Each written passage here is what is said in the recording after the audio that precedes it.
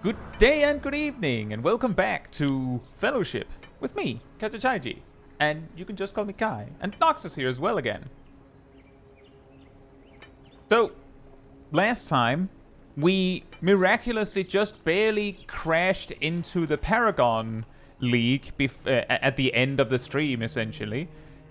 Which is the final frontier before you hit the endgame power grind. But also a point where things really start to get harder. It's actually not unusual for like Contender to be so easy that you just like breeze through it. Adept being like where you start to see some mechanics. Champion, if you haven't been keeping up, this might be where you start to really get challenged. And apparently if you play odd comp, and a particularly odd type of odd comp, this might be where you just get blocked.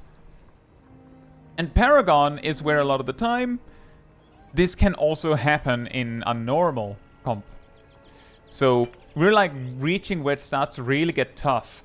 Now, a really funny thing, I mentioned previously that I played Xavian basically all of Season 2. So like he's like my old main. I learned today from poring over the method guide that there are some talent changes that I needed to make and some stat priorities to consider. Not that I really have a lot of a choice in the matter, but good to know. Now, with that said, hey Retro Gaming, hey Kaj, hey Tadabar, hey Naomi, hey Procrastinauts, hey Monica, hey Lana, hey Rust, hey Aradel, hey Alice, and hey Fila. Hope you're all doing very well. Hoi hoi. Perfect. Right. So I've written down all of the dungeons that are available in Paragon so that if we're put in the position of needing to pick something, I will have like a list of like, oh, well, we haven't done that one for raiding yet. The particular one that we really want to have is we want this talent point and this Paragon item. This last bit that is just some money and some marks. I mean, cool. If we get it, awesome, sweet. Probability that we do, basically 0. Like, apparently this specific challenge is, like, kind of hard to reach, I feel like. Pretty consistently. I've only gotten it from clearing Sithral's Fall anyway. So, that's the plan. I guess we will try to aim for 1s first, if offered. That would make the most sense to me. Yeah. Let me just get us in. Yeah. Pew, pew. And... Oh god, is this a DPS queue? Hype Galaxy says you can get it before Sithral's Fall if you time most of the other dungeons. Oh, that's what happened to me. Oh. Alright, that is an Empyrean sense.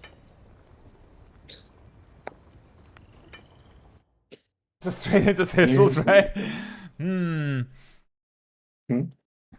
Yeah, Crab Galaxy mentioned having gotten all of the rewards from timing basically everything. That does make sense. That does track. But it is something that I still feel like is surprising.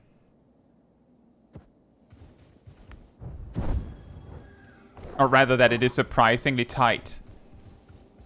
But it makes sense. Wonder if this rhyme is Scandinavian or if that's an English person that just named themselves Grincan.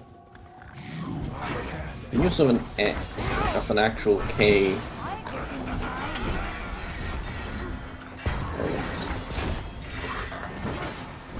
It's interesting.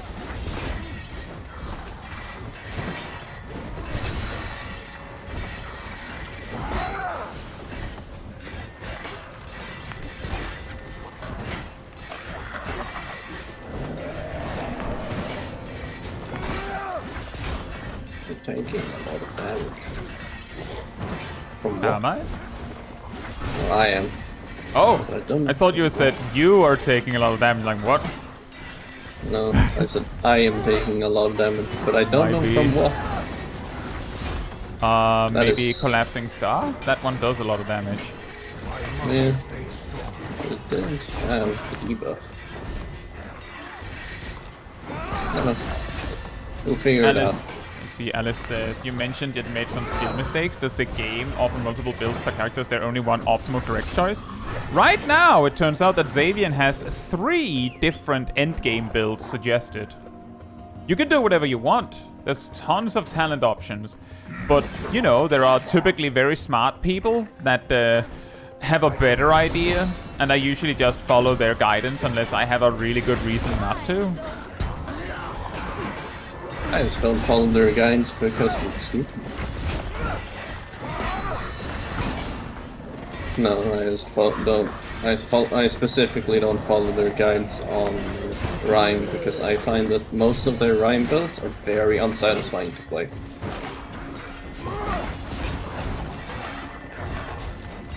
But yeah, you can do exactly what you want. I will say that the changes or the differences in the way I made my Xavian build and the recommended one, there wasn't that much of a difference. It was more that I didn't make a choice as early as they did. And the specific thing that I hadn't chosen is, if you look at the... Oh, it's actually really hard to see through the chat. There is this talent called Invictus that makes the shield ability I have really, really strong. I usually take that one last. But apparently it's really, really effective for damage, so it's recommended to take it immediately or very early. Interesting. And yeah, it seems to do a significant portion of the damage that I'm doing, so it makes sense to have chosen it. And that's without a super optimal build for it either.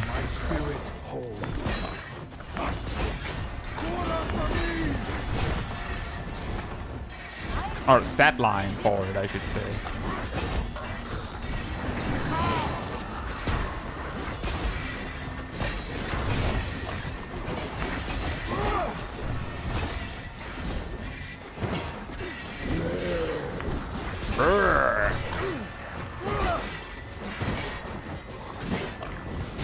I think... What? Excuse me? Apparently the Charger boy just ran over and grabbed this guy. Very cool.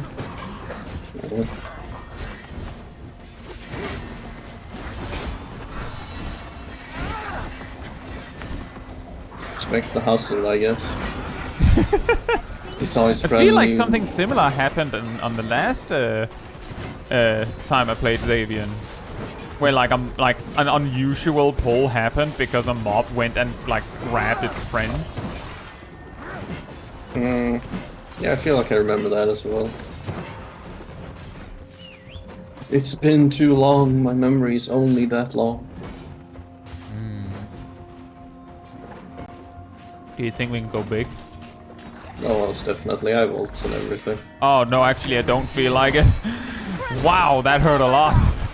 Yeah, that initial hit was nasty.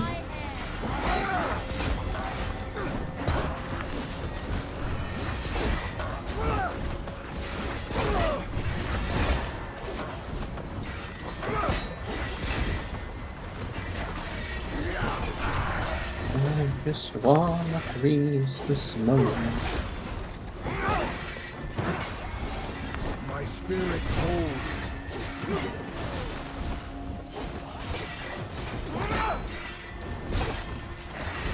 Exactly, Alice.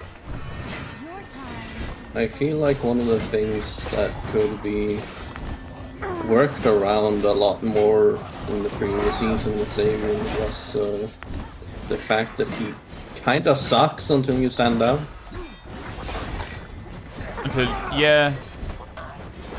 I think the weakness there is that he doesn't really have the capacity to like set up some mitigation for his run like the other two tanks can.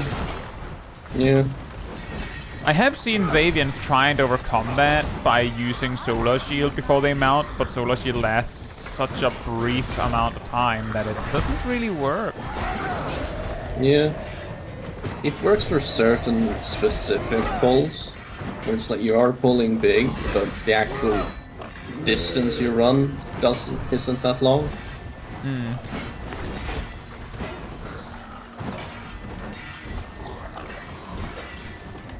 Apparently our Gunda died, but I did not see to what or What? how. I'm going to guess there's a possibility that he just got clapped by soul piercers, maybe. Yeah, double soul piercer into death. Yeah. Yeah, Yeah, it that's looks the like only the thing rhyme. that I wouldn't be able to react to. Yeah, the rhyme took over half their health with one soul piercer. That's where I'm getting that suggestion from. I think what's making Invictus be suggested earlier is that Xavier has way better MP management than Again? It's my brain cell, Kai. You can't have it. Stop trying to steal it. We can share it. I'm not good with sharing. No. Ask Uriah.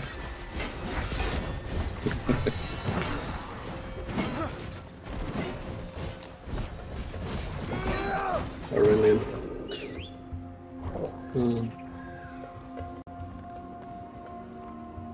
Okay, can we skip pulling either of these two packs? We did, holy. That is rare. Tremble before my wrath. I can do it after the dungeon, Cat, but that is... Thank you for the information.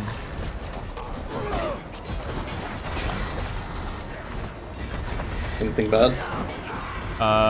Xavier parrying is too loud. Yeah, that's fair. Yeah, oh, absolutely. It's The moment very you mention loud. it, like, yeah, you know, that is a good point. But then I realized that I can't really do it while running. My favorite sound effect in the game. Swing. Parrying, Xavier parrying. Parry Xaviering. Yeah. Oh boy, I think someone here doesn't realize that these boys cleave. Yeah. There is this. I like standing like right here because it stands out of the way of both cleaves and gives you a very good overview of all the mobs. The problem is that it requires me to run past the tank, which is risky. I can handle this.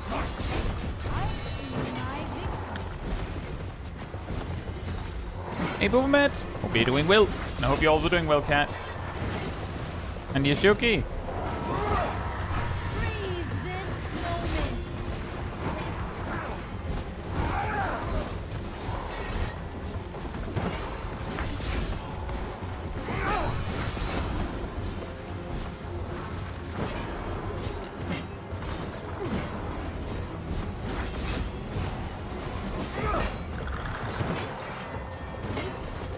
I've seen my May the light protect us all. My plan didn't work. What was the plan? I wanted to use Unfolding Doom to place Echoes of Ruin on several Ruinous stars, but they're too far apart.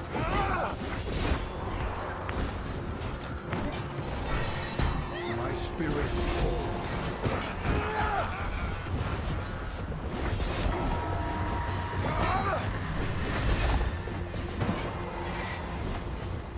time is over.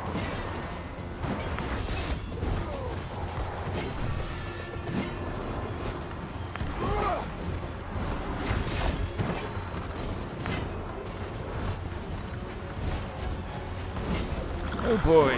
Round 2. Bear witness to winter's wrath. Winter, shield me. I can endure.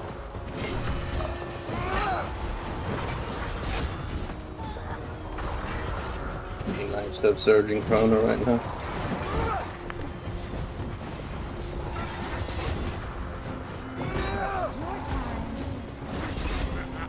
Trying to help a bit with the healing.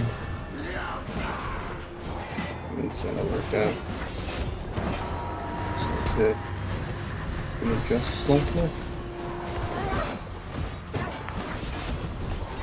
I can handle this.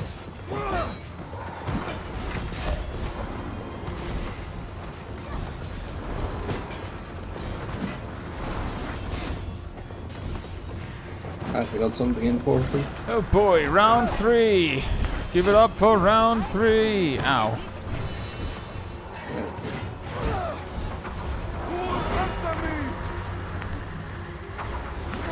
Protect me!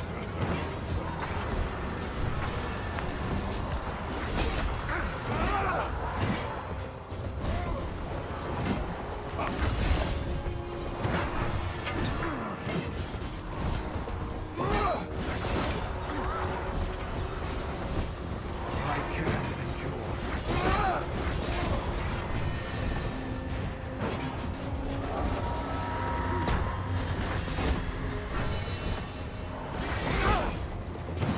Nice.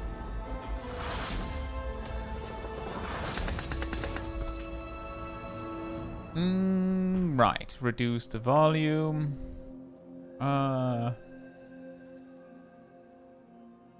Like that. Maybe a little more. Here we go. Thank you for the information, Cat. How's the grinding going? We just started.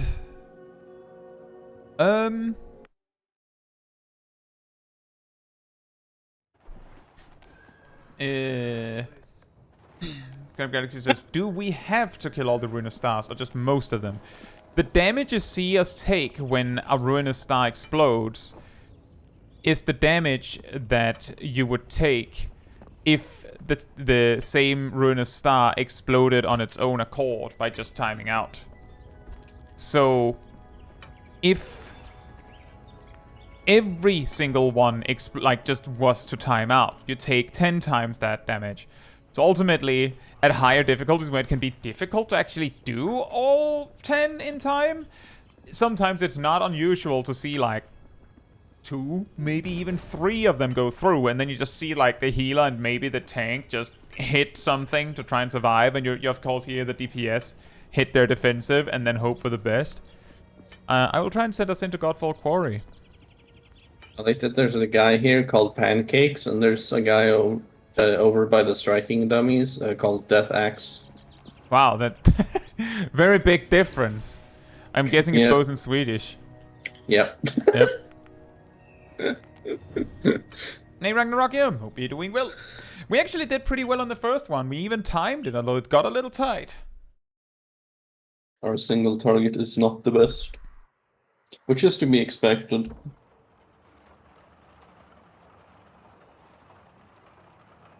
But our AoE is very good.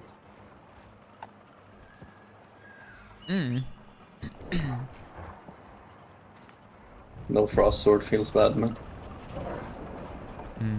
Well, the Fateful one is also kind of nice. Oh yeah. More solar shields.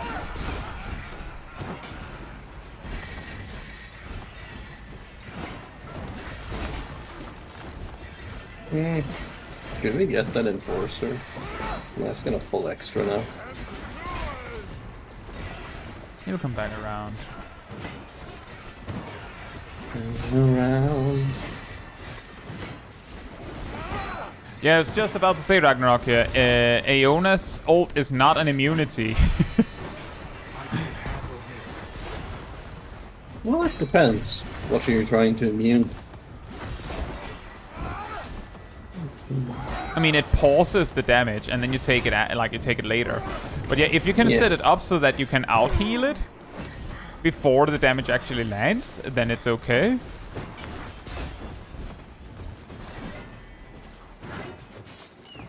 There is an actual additional layer to Aeona ult there that is kind of interesting, which is Aeona ult's heal has a max range.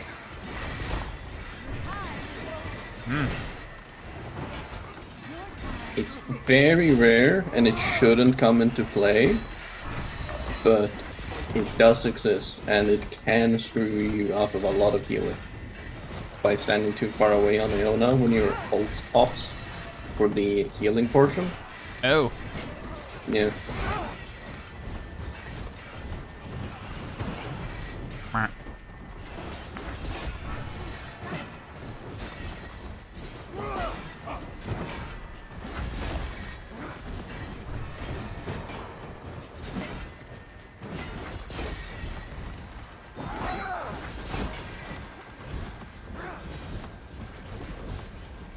Oh, it has always been like that, Crab Galaxy. For some reason, the chat overlay in the stream can't see the streak celebrations. But yeah, 160 is crazy, Bobamet. Nice. 161 is a very base number. I think I don't get it.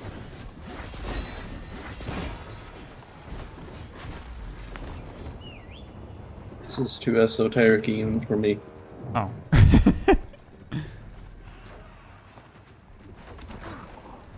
It's not one of the funny numbers I know. Which is rare. I've seen thy defeat. Bear witness to winter's wrath.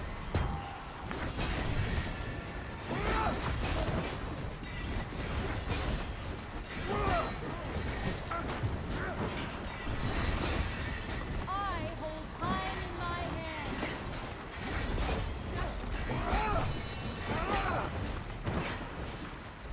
Yeah, the mountain would be able to be used.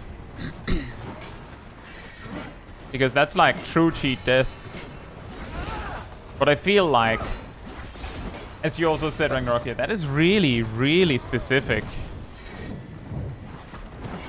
There is an interesting interaction with several things that technically aren't cheat deaths, but they kind of work like them. The various effects that go something along the lines of when you drop low, heal, have been coded. It doesn't say so in game, but we know because it was explained in a patch note a while back. I can't move my Halo, so either someone else has to deal with that or it's just not getting dealt with. It is just not getting dealt with. Yeah, I see that.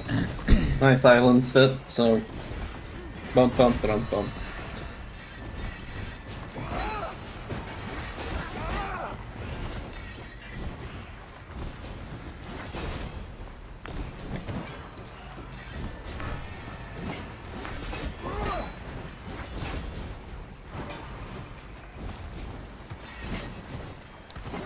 Wow.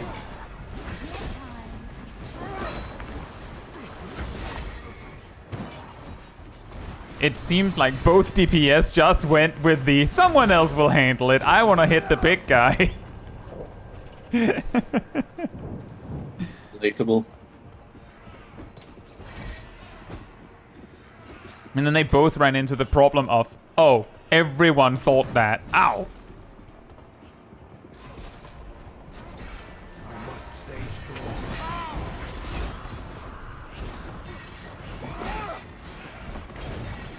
That isn't my responsibility, it's the other guys. You were the other guy. Oh. That sure is a lot of damage being taken. Someone should do something about that. Wait a minute. Dang it. Well, it's not as bad. Imagine a tank forgetting they need to take the tank buster on Voligamanda EX. I do love the parts where sometimes I see a rando tank at the start of a dungeon in Fellowship basically do the equivalent of, well, I am the tank, so I should be pulling. I sure am taking a lot of damage. Someone should do something about that. I can handle this. And then they die. Time is over. Witness eternity. There is an equally a funny part of that, which is every now and then I got too distracted by a song lyric, but then I remember that I didn't actually remember how the rest of it went.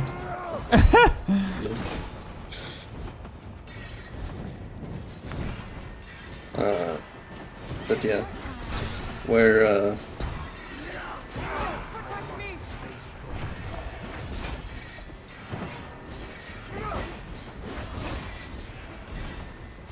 Someone should do something about that. Asal, is that you? man, someone should do something about. Someone should pull. Why is everyone standing around? Oh shit! I'm the tank. This happened a few times. Not proud of them. Oh no, I'm the tank.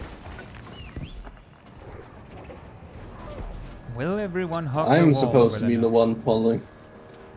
Yeah. I'm the pulling guy. I can handle Ow! Ow. What you do, Kai? Why he smacked you so hard? For my wrath. He punched me. My victory. Ow. Damn. That's crazy. Ow. Right on my shield.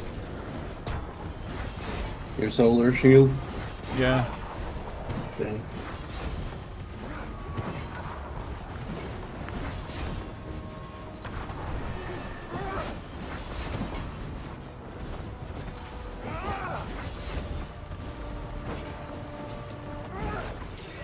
I've seen my They should lower this boss's HP bar slightly. Yeah, a tad would be nice.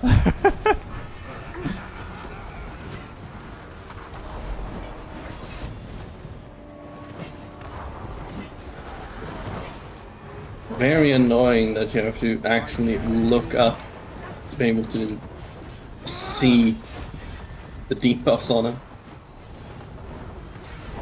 You're all looking at his at your target frame, I guess. Still weird. Yeah.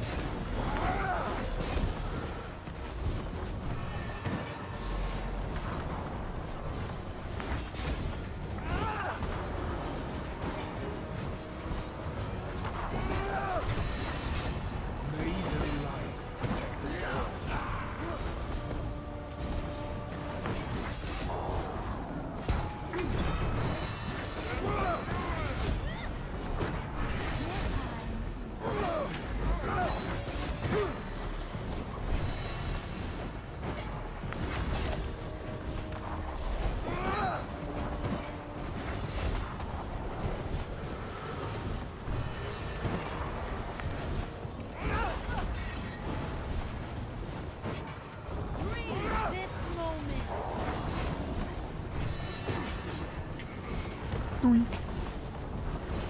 my spirit. Tremble before my wrath. Oh right, it's ultimatum. I've seen my victory.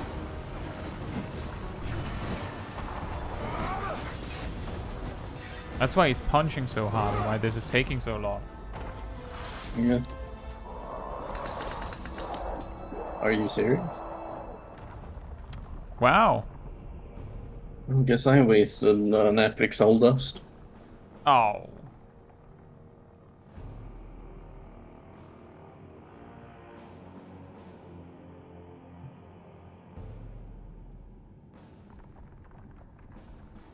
Hmm.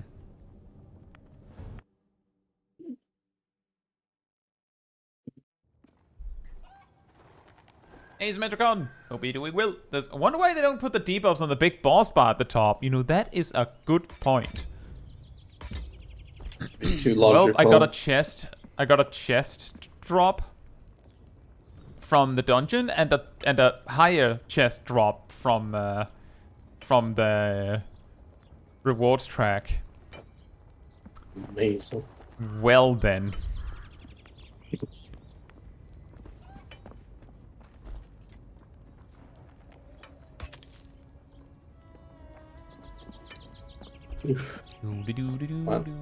My neck's be crack-a-lacking. Oh boy. Dark Galaxy says, I didn't realize how noisy that axe guy was till I got tank side audio. You mean Gunde? He actually sounds evil when he uses, I think it's Rain and Blood. Yeah. It's very satisfying though.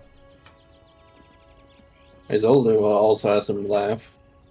Sadly, it's not as Yeah. good as a little razzle dazzle. Time for a little razzle dazzle. The ultimate voice line. Says my Discord link be link-a-latting. So, close enough, right? Yeah. Thank you, Ardell. Ragnarok says, I find it very awkward to watch enemy cast bars when in enclosed areas like caves and the staircase at end of Sky's Peak, as the camera doesn't behave well. Yeah, I could see that. And the just when you have like a big blob of enemies, it's also really awkward to deal with. How do you like sometimes the cast, like the HP bars will like jump around like crazy. We lost Orion. Oh well. Well, I'm thinking Stormwatch. Yeah. Again, trying to take the ones we don't have the rating for yet. Aeona's Fleeting Hour is very loud. I think, isn't it Unfolding Doom? Yeah, it's Unfolding Doom. I've seen my victory. I think that's the one.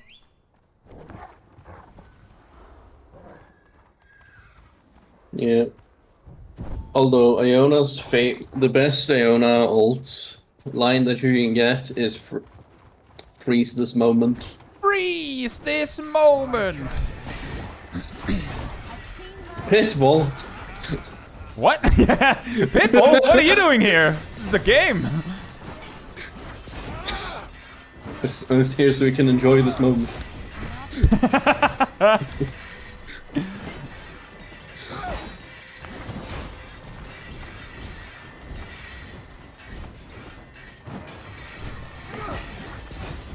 You actively do more healing on Iona if you listen to this moment. I believe it's featuring the other artist. Yeah. But I think it's a Pitbull song. Yep. Mr. Worldwide himself. Yeah. Do you remember the time in like the 2010s where everyone was hating on Pitbull for no reason? No. Oh man, there's so many memes about it. Everywhere I went was just absolutely hating on Pitbull.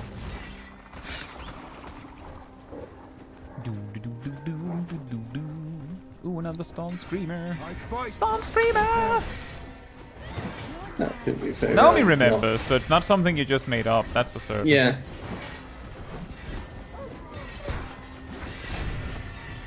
It's kind of like the same thing with like some people just absolutely just hate on Nickelback. Yeah, that one, apparently the story is that around like many years ago, there was like an ad for I think like a show where they specifically were like,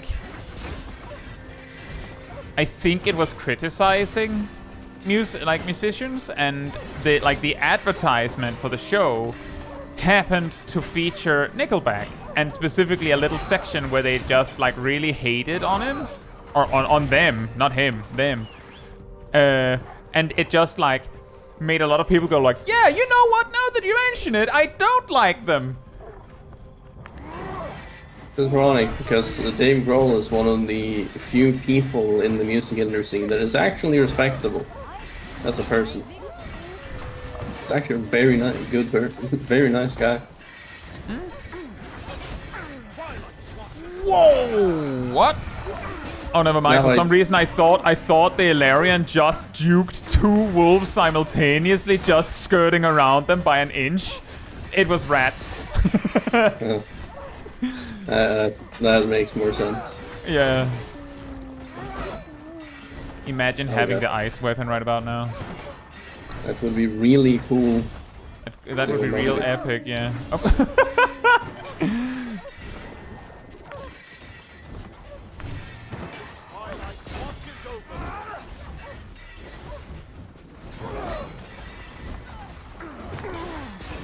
There's a rat on top of me.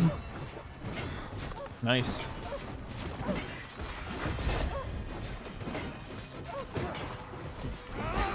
Yeah, it just goes to show that if some opinion about something is repeated enough, then people might just start thinking that way. Now, I do think Nickelback and Dave Grohl's performances I would are like to go better to in Nirvana, but not by like that big of a deal.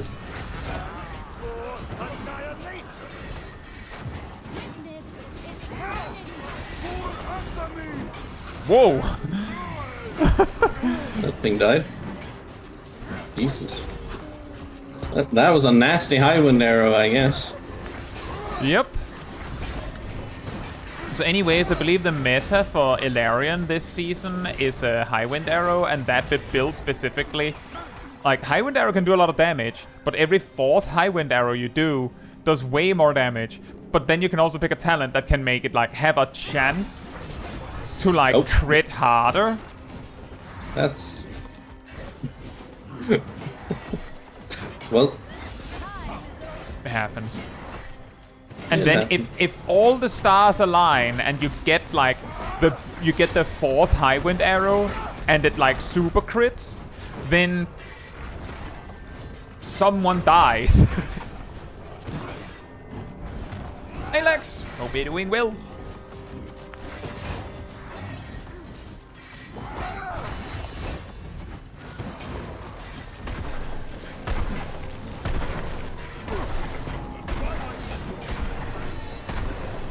Oh boy, oh boy, oh my god. My spirit holds. This is a problem. Because with this damage, he's gonna do it again.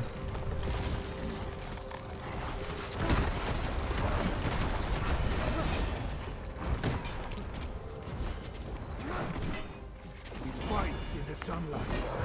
That is a really weird time for that logging app to ask for permission for something. Right in the middle of a dungeon.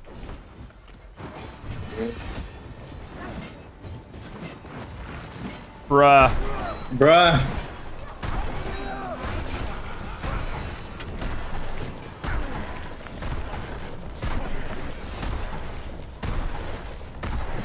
Can these people please? Yeah, I was distracted trying to protect people from dying, so I didn't see that it was time to interrupt. Oh my god. Ugh.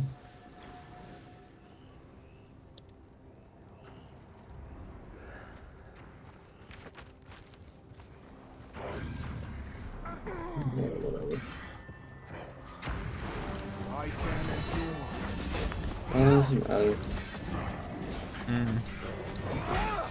For future reference, I don't think I'm gonna do that route of taking Ada. The Paragon's fine as long as you have people that... Ow, ow, ow, ow, ow, ow, ow, ow. Right perfectly in the in a time frame where my Zola shield was on cooldown. Like, right at the end for the last tick, Solar Shield was ready.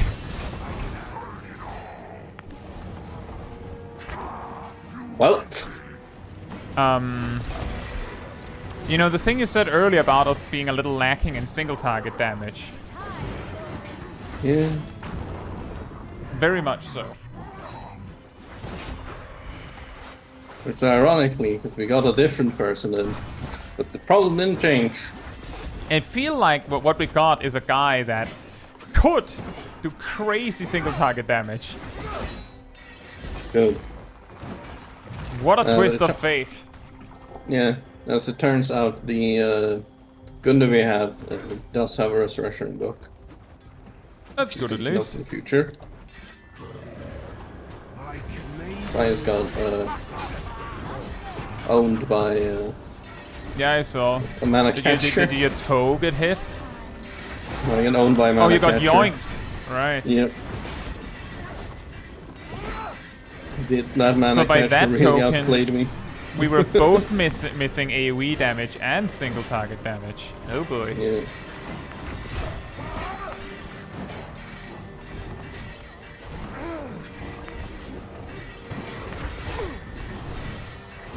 Man.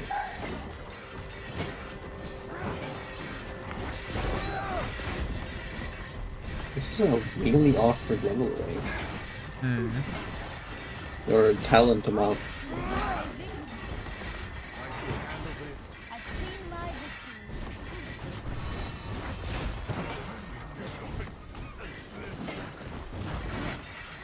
victory. I couldn't actually keep up with the amount of stagger you had. like even by Yeah, it cleansing does it. feel like Xavier SR is quite a lot in this season, especially about surviving between solar shields. Yeah. So it's an ass big of a problem. But, okay, Executioner, can you please stop being so fat? I mean, he's so taking a fat, ton.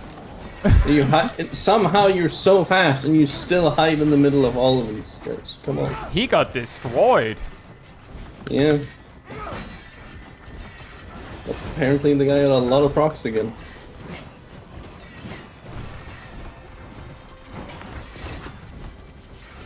Oh yeah. The Ilarion rolled a Yes. d20 and hit 20, so the pack died. That's how that works. Well, we have to fight these boys. Please, please, please stay asleep. Why, No! guy? For my people. That's my bad. Finally, my- it has arrived. Yes. The clap of my own cheeks. Number 2 loud.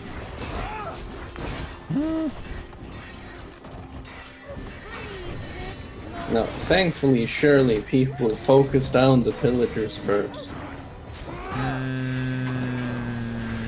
Does it look like they are? No. Oh boy. I'm I going wasn't to seeing it. I was hoping that you could give me some hope here. No, there is no hope. You think someone would focus down a pillager and not let the tank be absolutely demolished by one? It's just a small guy. How could It's that just ever a be? small Oh guy. god! Guess what? I want to break free. I want to break. I mean, it does look like the pillagers are getting focused a little bit, but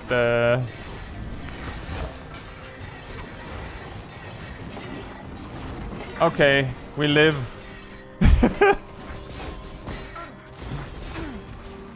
Alright.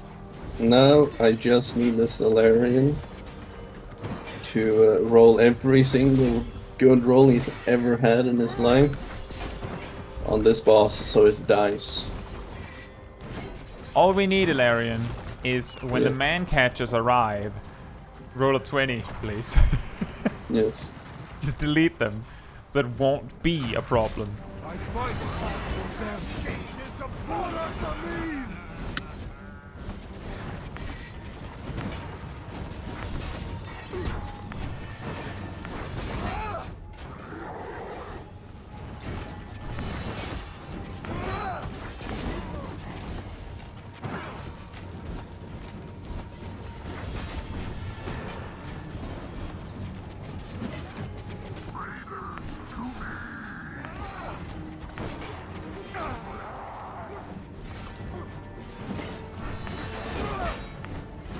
I'm priority targeting the man catchers, hoping they'll die in time.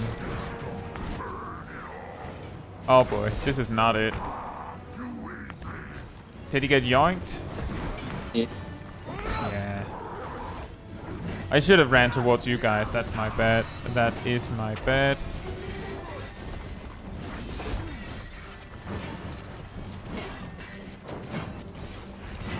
See, the only positive is that I feel at least is that people will only ever get joined once, and then they go, start oh right, the man catchers. Yeah, it's one of those where it's like you have to die to it once, but afterwards you do actually respect it. Hey Radio, hope you're doing well. So it does look very similar to WoW, doesn't it? Pure coincidence, cross.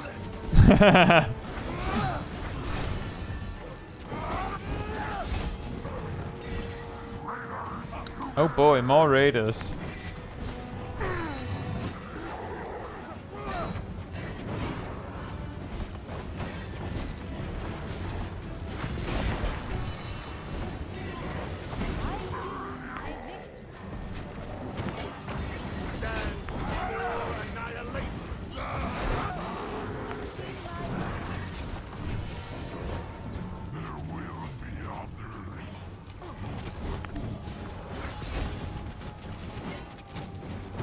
And yes, the game is called Fellowship. That's correct, Radio.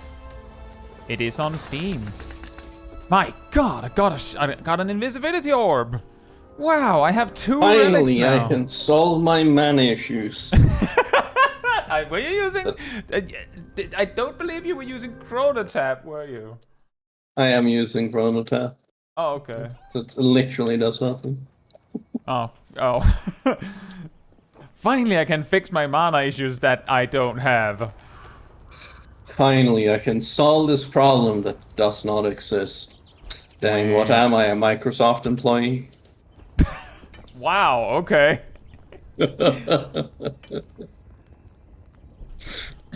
Kansas BTPS sure are caked up and alerting all the gods.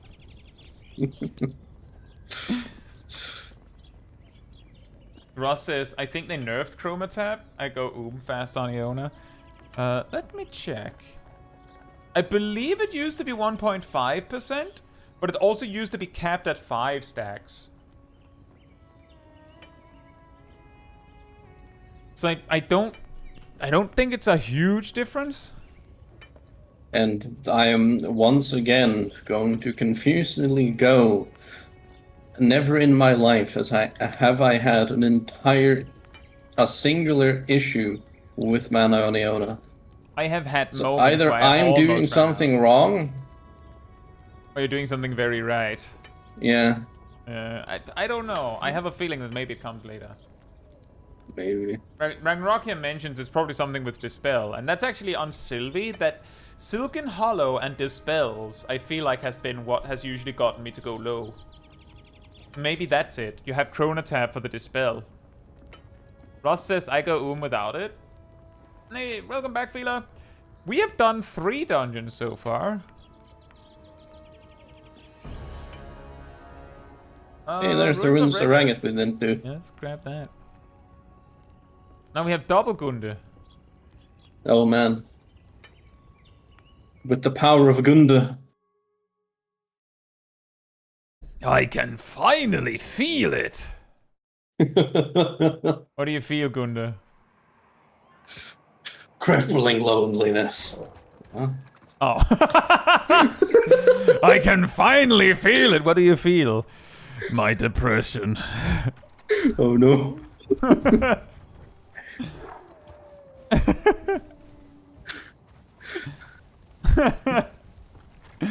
Oof. Do you think we can do the big one? So these 4? Or do we do it in 2? I believe in me. I believe in the me. Yes. Got it, buddy. I believe in the you as well. I believe in the me that believes in the heart of the cards. I believe in the me that believes in the me. Whoa, whoa, whoa. Oh, I think I actually got my life obliterated there. Dang. Yeah, it's not good. Doesn't feel great.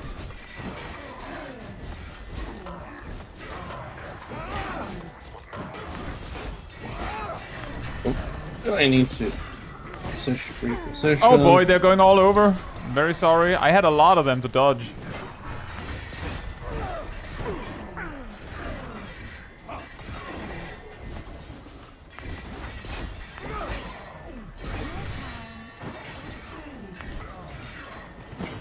Oh, someone actually died from it. Oops. Boy. Oh boy, here it comes again. I'm really not trying, but there's exactly 4 and they're perfectly spaced out so like they go like 1, 2, 3, 4 and then they like make like a perfect circle.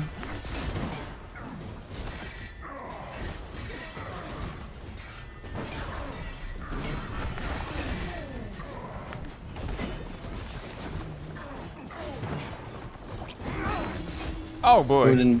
I would enjoy if this Gunda didn't get Smacked by everything. Yeah, it would be very cool. That'd be epic. He says, what is Fellowship worked in-game out. content like? It has a lot of This. yeah, it's this. The gearing system is kind of ARPG like, but it's fun. It's basically, if you've played WoW, you know what Mythic Plus is?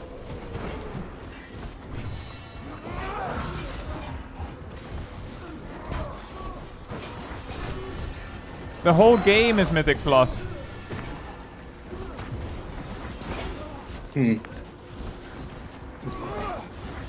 That was a little spicy.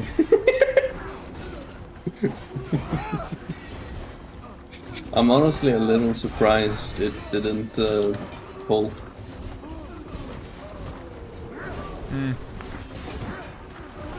Oh, yeah, I see the patrol.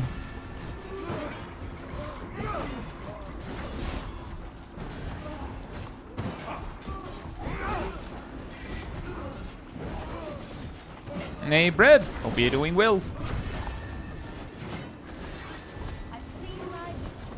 DIY back in Moonlight.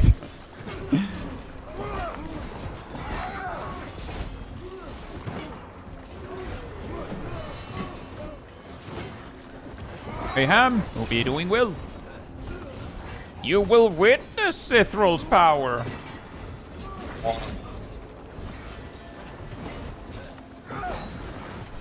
Oh. Oh. Oh no. Well, that was a matter of time. Well, we got some wolves that I didn't plan for.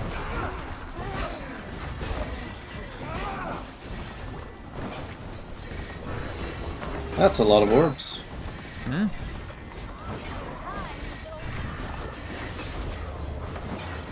But yeah, a good point, Ragnarok here. The funny thing is that, like, there is definitely, like, some toxic players in Fellowship. There's plenty, and there's also plenty of people that get a little too sweaty. But the funny thing is that the players that stick around long term, like, many of the best players are super chill. Just want to hang out. The most irritating part and the most boring part is historically the fact that if you aren't playing tank, there's a very high chance you aren't playing the game. There's a lot of queues because people don't want to tank. Weird, right? I fight for them. And it's basically, you know, the age-old problem. It never gets like it's every game that has a tank role. It's pretty much always like that. That people are scared of doing it or don't want to do it or whatever you can come up with, and then the queues get longer. But it's a fun game, and you just need 3 friends. No, you don't need 3 friends, but a way to overcome that whole queuing problem is if you have 3 friends. Then it doesn't matter. And it might sound worse than it is, but it is something that is enough of a problem that I think it would be remiss to not mention it.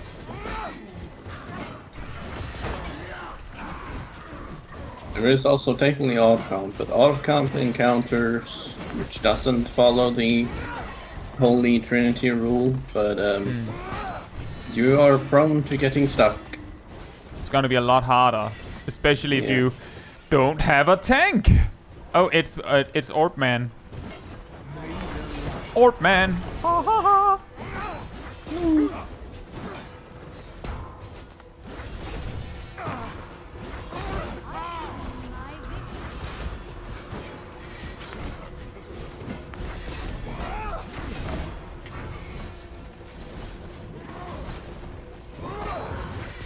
I'm realizing I'm getting so many solar shields thanks to the cooldown reduction from Invictus that I'm like, I should just hand them out to others instead of overriding them on myself all the time. Especially in an AoE scenario like that.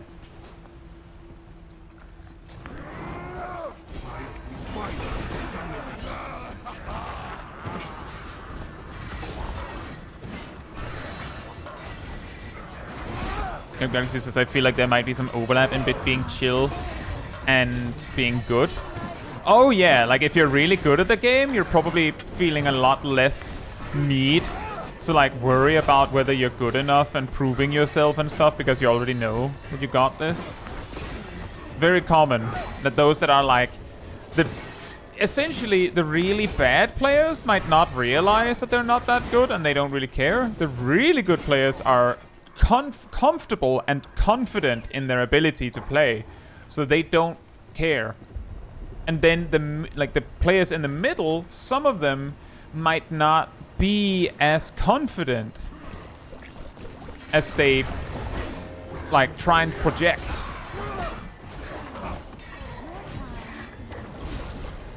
I have a feeling that I pull too much.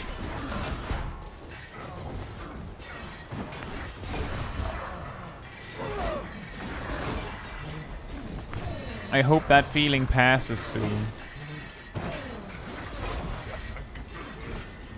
We will find out. I guess we will. I'm like, I take a huge amount of damage. I'm like, oh, another solar shield. Whew. And it's gone.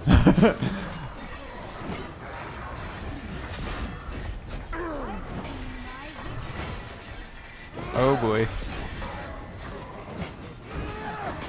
For my people.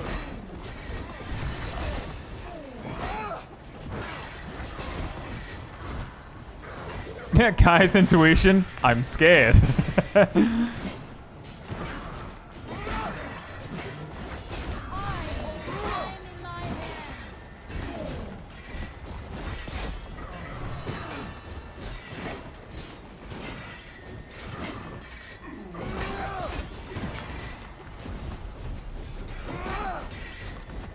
Well, we did it.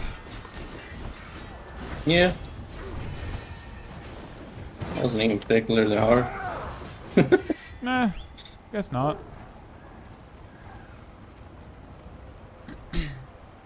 Maybe I'm just too jaded from season 2.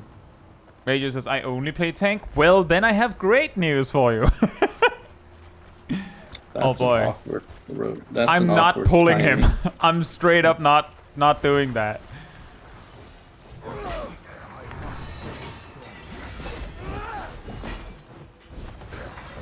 I refuse. Last time I fought an empowered version of that guy, we straight up just died when it did the AoE thing. Don't think he doesn't until I the think he empowered does? version, but could be wrong. It's very rare you fight those things. My spirit holds.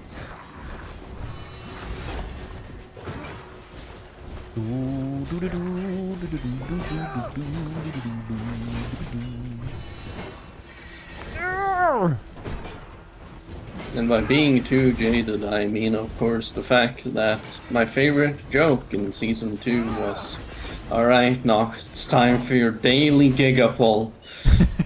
Yes, Kai. Indeed. I'm grabbing these and these. And I think we're actually just gonna stop here. Stay strong. May the light protect us all. I do recognize we're running low on time, but I just don't feel like I could pull all that and also stabilize at the end, even with the ult. Probably could have, now that I look at it, but oof. Oofs all around. This guy better not drop 3 orbs.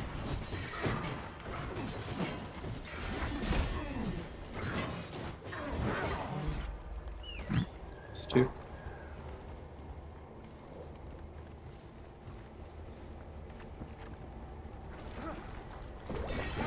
I can handle this.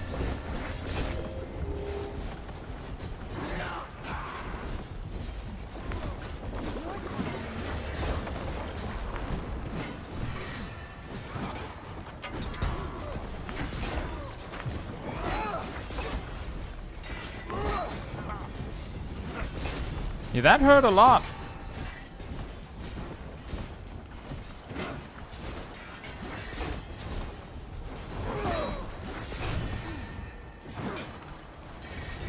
Yeah, it's that blood boil.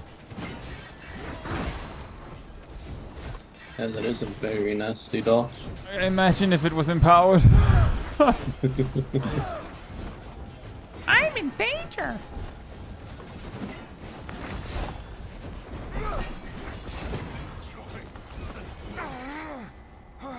Oh boy, it's still ticking. Are we dead?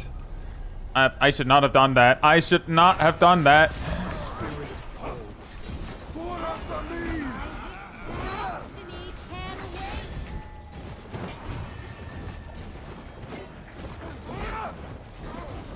Oh. Wow. Okay. I guess our destiny of dying could in fact wait. We take those?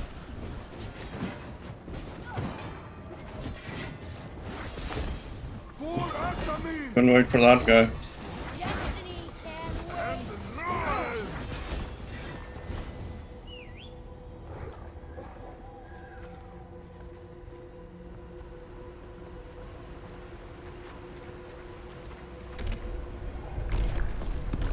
Doo-doo-doo.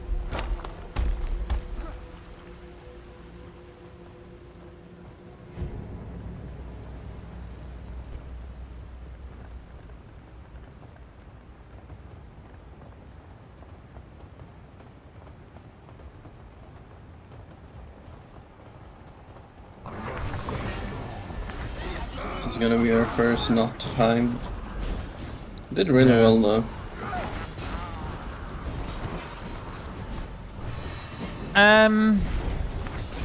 Gotta say, I'm not particularly impressed by these Gundis. Do you see the problem that I'm thinking about? Yeah. They're both I'm dealing with it. going John Madden over here, running right into me and getting cleaved. Gotta calm down, guys. You moving left and right will not make you do more damage. Are you sure? Pretty sure, but I do get where you're coming from. That reminds me of a healer player I played with in the Shadowlands expansion.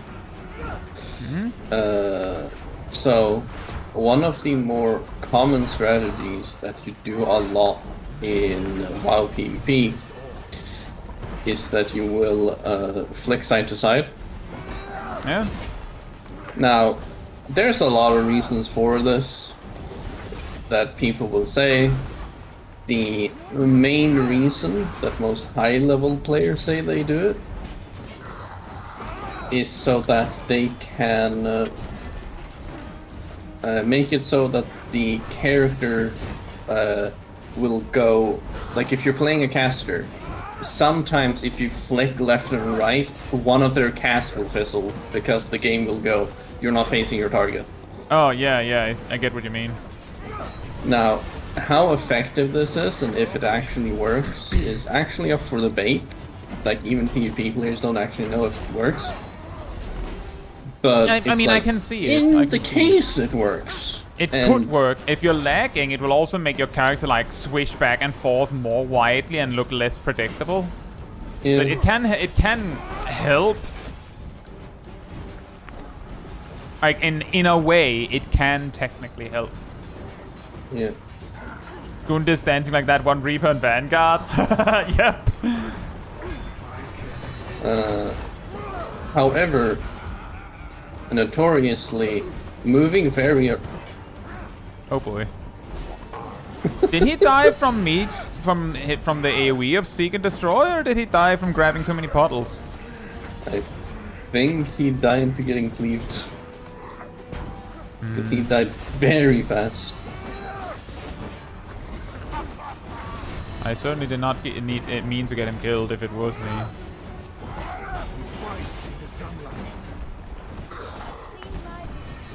Well... you can That say was a people for- puddle. Did you see him? Oh man. I did not actually. I was too distracted. Fair. Did he eat like 6 puddles in a row? I don't know, And die? but I think he ran into this and also stepped into puddles.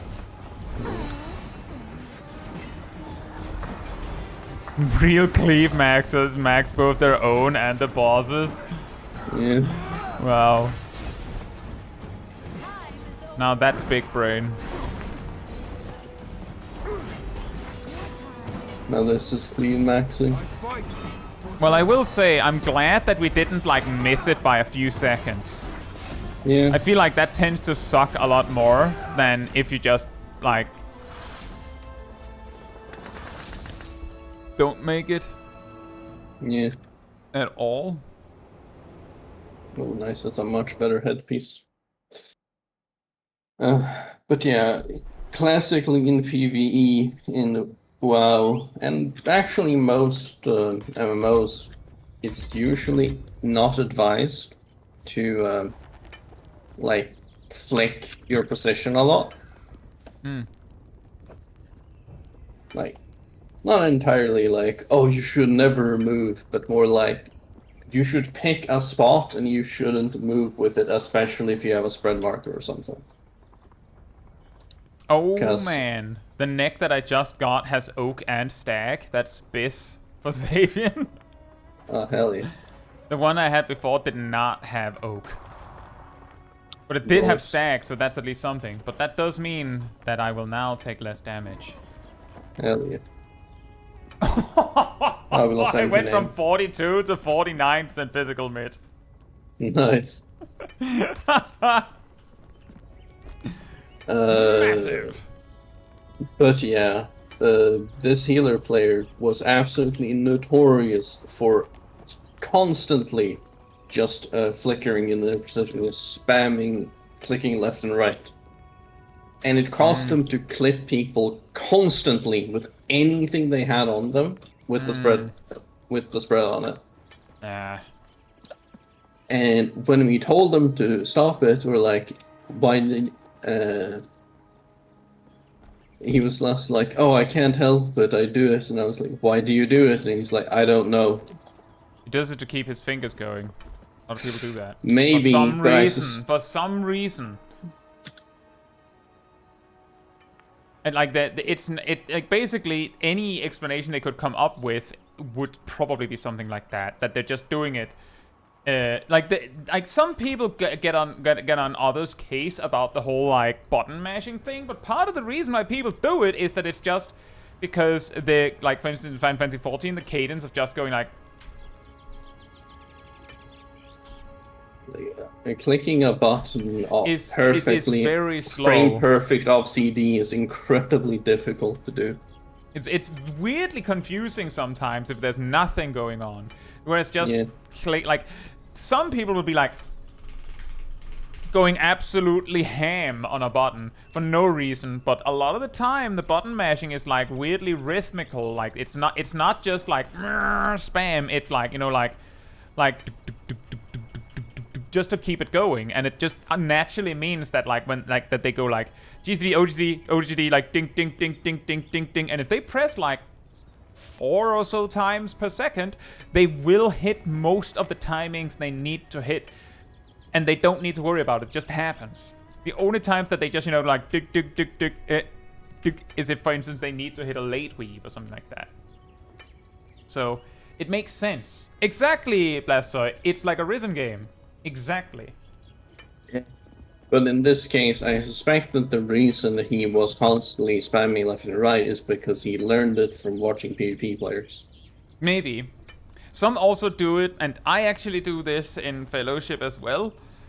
If I'm doing GCDs where I'm specifically expecting to not have a cast time, like on a mage of some sort, I will like move because that cancels it if it is a cast. There's that whole thing with fire mages in WoW about when you want to like spam hot streak, you like do the fire mage dance, because then you hit pyroblast, and if it's not instant, it just doesn't fire. And it doesn't start casting, locking you in, so you can't do something else. You just block yourself from getting locked into casting. Anyway, hey Zero, hope you're doing well. I think we will be right back and then keep going. We lost both of the Gunters. Oh no. In the meantime, Manatee restored. Yeah, maybe not so as restored. Can you balance?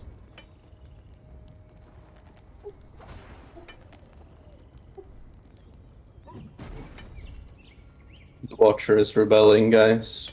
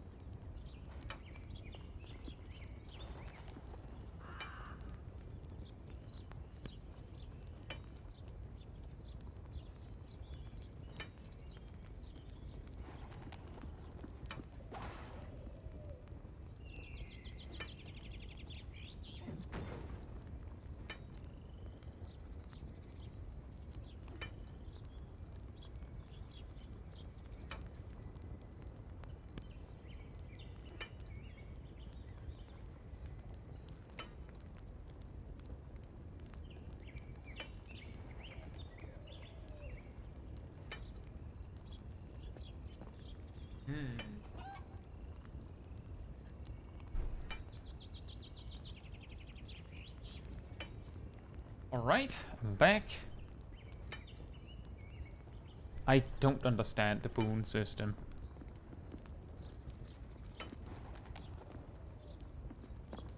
Did Nox also go AFK? I did. Oh, you just got back? Yep. Yep. I don't quite understand the boon system. I feel like I learned that if you clear a dungeon but you don't time it, you lose the boon or something like that. So I've heard. But we still have it. I was just about to say, I now understand why people have a higher tendency to leave, even though you clear the dungeon when you don't time it, because there's no boon to keep you there. But nah, never mind. Never mind. I have no idea. Never mind. By the way, guys, if you are enjoying the stream, it does help a lot with a like over on the YouTube side of things. You know, help combat the algorithm and all that. Interesting outfit from Tipsy Penguin. Penguin?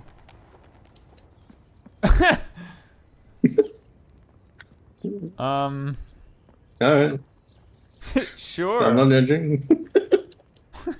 That much. Fair enough. That is that is definitely an outfit. Out of this, every time you leave a like, a fellow gets shipped. No.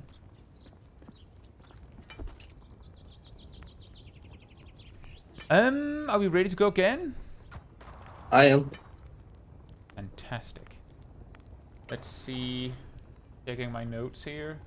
We don't have any more ones left.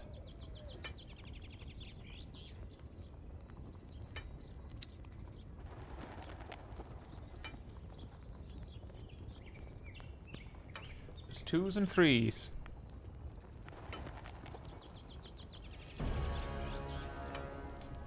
Yeah. Oh. Data's a base. Perfect. Ow. Ow. Improvement says every game is Osu after all. Yeah, exactly.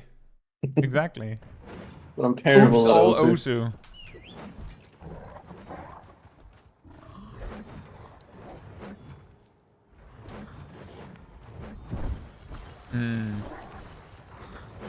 Apparently my highest stat is Spirit. Not a fan. Interesting. Not a fan. Well, it could have been worse. You could be playing Mako. You know, it is weird. I've seen Makos that are like high Eternal with a lot of Spirit anyways. So I don't actually know what you should be doing as Mako at this point. I think at this point, Makos just give up because they know nothing they build is interesting. Wow. Wow. Whoa. The haymakers over here. Mako's kit is a machine that turns Mako mains into Helena mains.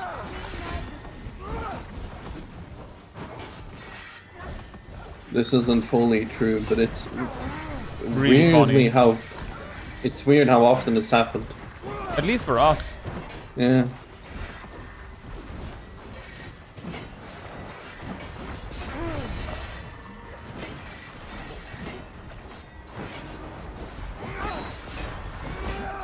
The thing with Mako is that at baseline she feels a lot harder to play than the other two tanks. And then when you start to get some good solid gear, Mako doesn't really get much out of haste, which is of course one of the most fun stats in the game. And she doesn't get very much out of spirit either. So, like, 2 of the 4 stats, notably, I would say the 2 most interesting stats do nothing for her.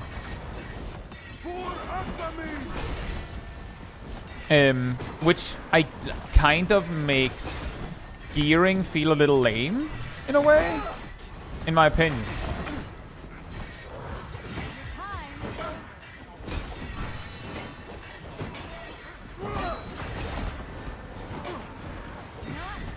Oh.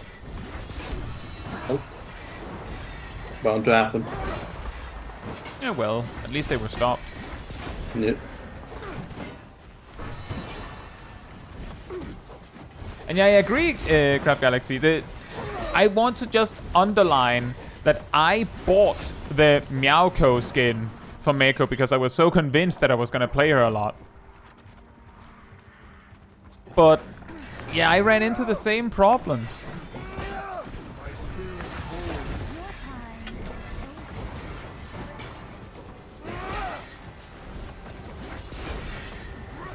Oh, I also remember that one of the original problems was also the fact that, like, you were like, I want to play Mako this season because I feel like I'll finally be able to have a real benefit from Serenity, and then Serenity, and then it was just like, oh, by the Yeah. way, yeah, here's the new necklaces. They're very strong. They're 80% of your healing. Oh, thanks. Cool.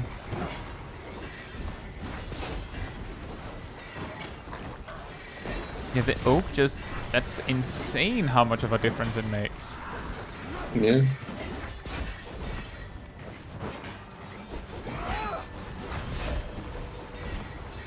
It is an interesting example of the fact that, like, how even if, like, there's diminishing returns to mitigation, so having a lot of different sources of small bits of mitigation is kind of whatever. Yeah. The Hey, fact Pumpkin. that you get more of one of them means that you're hitting thresholds that you can't otherwise. Yeah. Hey, Plumkin. Hope you're doing well. Says watching a tank do out-heal a healer is funny. To be fair, what's happening here is also that, like, a majority of the healing that I'm doing is a barrier. So it's one of those cases of the reason why I'm winning on the healing is because the main person that would need the healing isn't taking the damage to be healed in the first place. It's the age-old problem. Like, over 50% of my healing is just I blocked the damage with a shield. But it is a thing with Xavier. That's kind of what he does. That's how he does it. The two other tanks can do something similar sometimes with a specific trait. I thought I clicked that in time. I guess not.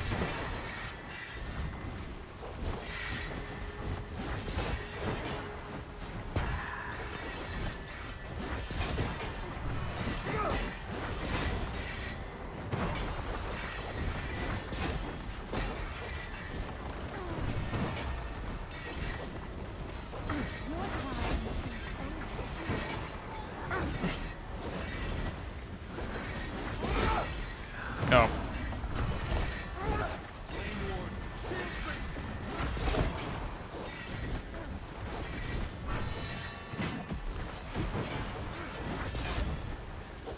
All those curses.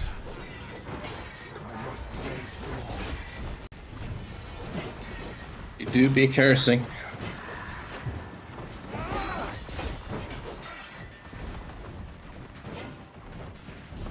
Plumpkin says, I'm so tempted to play and learn Xavier, but learning a tank and being bad would annoy people. Tell you what, Plumpkin. So, First of all, and second,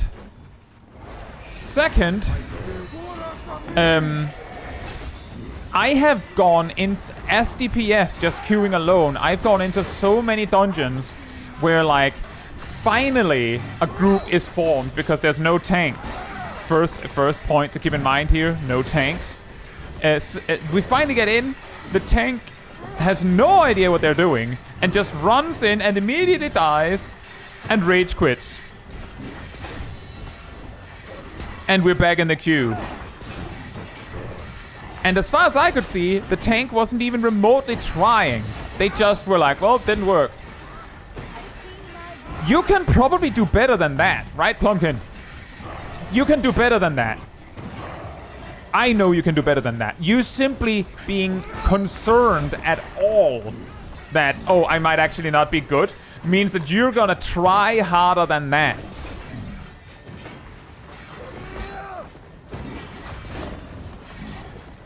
And that's good enough. There's also And then the you learn the rest. interesting side effect, which is it's a problem in high-end content, but less in lower ones, which is the lower the amount of tanks that are in the game overall, the lower the standard goes. Yeah, a lot of those tanks appear because there are no tanks, and some people will feel like they have to play tank. But they're terrible at it and have no business playing tank. But someone has to do it. And it also makes people more willing to go like, well, it's either deal with them or don't play the game, and I'd rather play the game. Exactly. I have had like minor issues with people being like potentially disagreeing with the route I pick or something, but I have not had a lot of problems with people outright leaving over me making mistakes as a tank. So if you want to try Xavian, go for it. I just want you to know and understand that while in Season 2, Xavian was blatantly busted and overpowered, like brutally overpowered to the point that there was no point learning the other two tanks. This season, he's normal. And he is like a little bit more swingy in his health bar than the other two tanks. I'll say Jet and Deca. Hope you're doing well. So he might be scarier to play. Bear witness to winter's wrath. Is it bad I would play the game and learn tank just to spite those and have no business playing tank? I mean, As long as there's more tanks. If that's what motivates you, go for it, man. I mean, there would be more tanks. Seems like a net win for everybody. Especially if you're having fun spiting them, of course.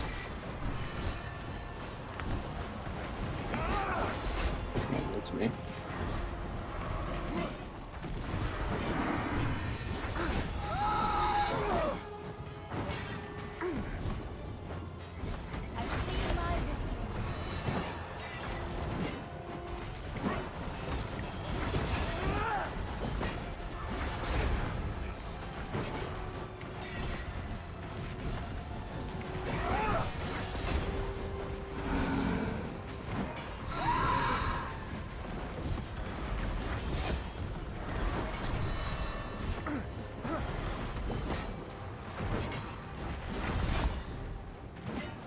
Congratulations, Ragnarok, yeah.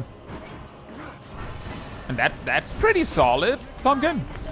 Wraith side is hard.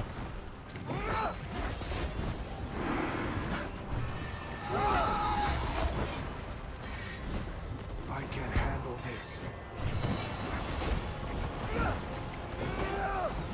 I don't think we're timing this. Your time.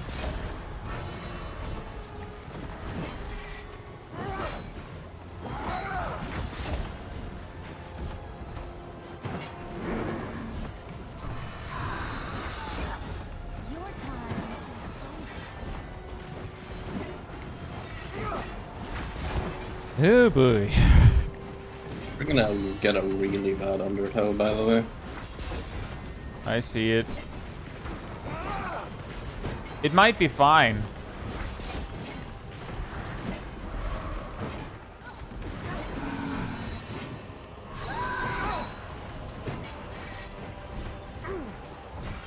Okay, it is fine, but that is for a very stupid reason. Yeah. Holy.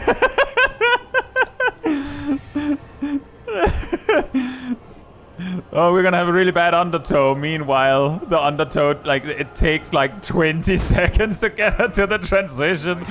Oh boy, it's a chunky boss.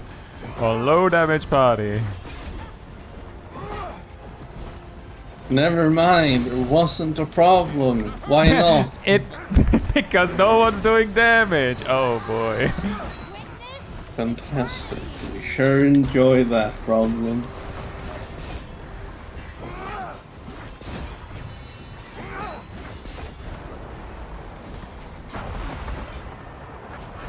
We're actually gonna take so long to just swaps out of the mess. I'm gonna go over on the other side. I'm gonna try to go over on the other side. This Adios over here didn't seem to be super in love with the idea, but I guess he got it. Also, she. Oh, thank you. She took up. She stepped back for me. Very nice.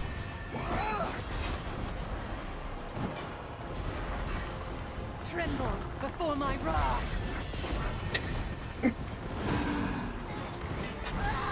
Don't want to be mean. I really feel like I'm taking way less damage now, at least. Yeah. I feel safe handing out solar shields, at least on this boss, to help with the healing.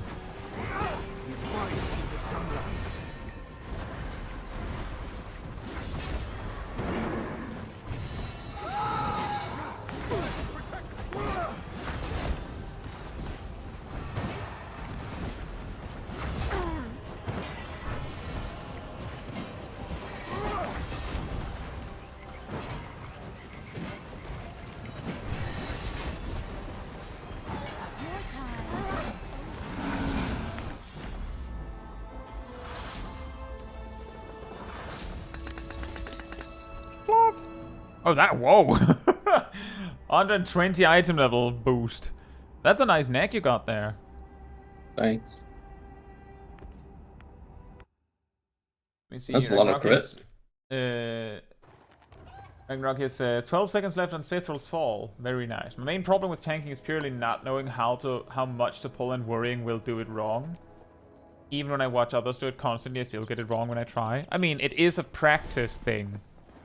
Figure out how much you feel like you can get away with. There's also a lot of, like, feel in it. Like, I feel like this is the right amount, and so on.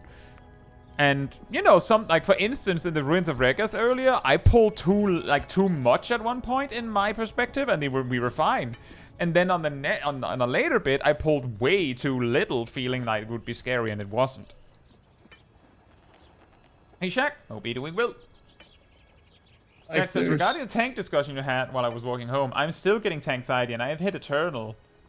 Yeah. Yeah, exactly. I feel like tank anxiety arguably never goes away. Like, truly.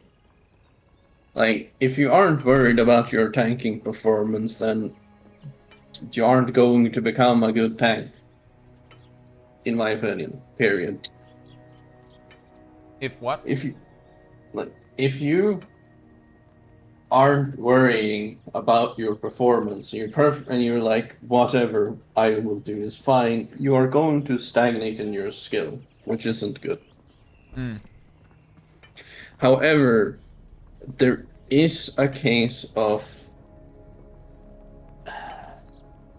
getting the confidence to know, like, what you can and cannot do, has to come with being able to accept failure. And some people are naturally bad at being able to handle failure. I blame the school system for this, actually, because the school system very frequently, very early, teaches you that there is a correct answer and you should be able to just memorize it. It's you do. Hope you're doing well. Like, Yeah, how it can do be you very get... easy to get scared of failure. Yes. Oh, because to me the classic is also like, how do you get over tank anxiety? Like, what if I fail? Oh, it's easy. You pull too much and you die 6,000 times, and eventually you don't care. See, Mandalorian says, I've been tanking for like 10 years. Anxiety still comes back sometimes. Says, Yeah. you don't have to have performance anxiety to be willing to improve or looking to improve. Also true. I said yesterday on stream, I believe, or was it? I think actually it was the day before. Can't remember. That, like, I'm not a huge fan of tanking in Eternal with a full team of randos, because I get concerned that I don't know the good route. Despite me well knowing, and I can tell you all this, that, I mean, if I queue as tank, there will probably be 3 players that are like, yes! I get to play the game! Yeah. And most of them will probably be happy enough with that they might be like, oh, that's a weird route, but not even say anything about it.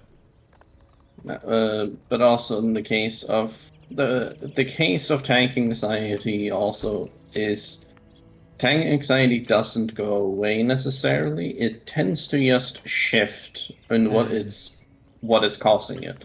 Yeah. Like, On a, because originally the problem is usually like, oh, what if I die? What if we wipe? yeah. What if I don't pull enough? And then it eventually shifts into, okay, what if I don't know the good routes? What if I get lost? What if I'm taking too much time? It's like, What if I'm just bad? yeah. So Also, usually, I have 0 tank anxiety in 14 because I purely have tank anxiety about not knowing routes. And there is no routes in 14. It's yeah. a corridor. Yeah.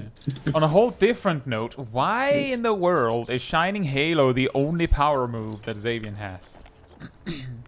Don't know. Why ready is again? it that the one of the defensive traits on that you can get on Nex on Iona Makes reduces the Unfolding Doom do cooldown stuff? of Unfolding Doom? Yeah! I believe it's the same neck trait that will reduce the cooldown of, I think, Shining Halo or Shields Up or Stone Shield. Yeah. It's just, oh yeah, the damage cooldown, sure. Alright, fair enough. I mean, Thanks. Iona heals by attacking, so I guess it makes sense. Yeah. Are you ready? Yeah.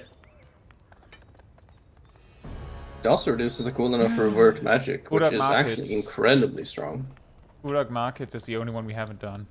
Yeah. Well, our DPS are pretty stacked, so this might just be fine. Are we about to go from rags to riches in terms of DPS? Well, one of them We'll is see. on Mara, so that could go very differently.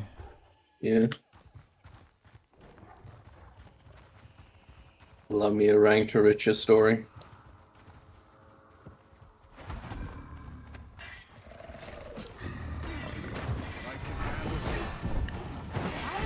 My victory. Yeah, whoops, that's the wrong button. Oogly.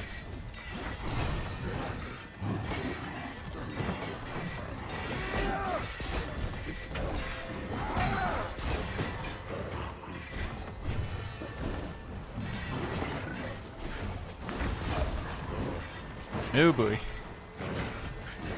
Can I not? Apparently not. Mana casters, screw off. I do not want to be in melee range. They just really want to catch a man, which makes it weird that they're grabbing you. I know. Leona's it's too loud. Keeps learning the mana catchers.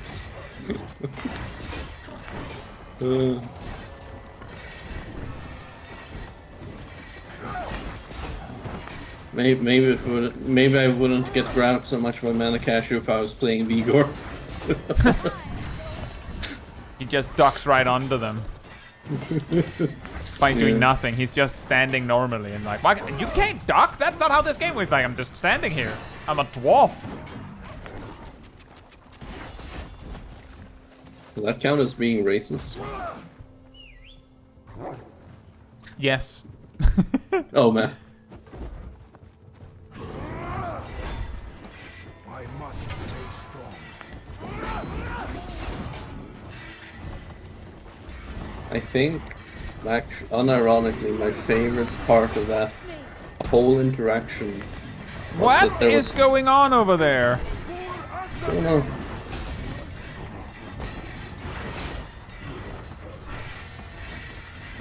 Just Mr. Tantrum just focusing someone else. Very cool. There was 3 different heads on the Urak Witch.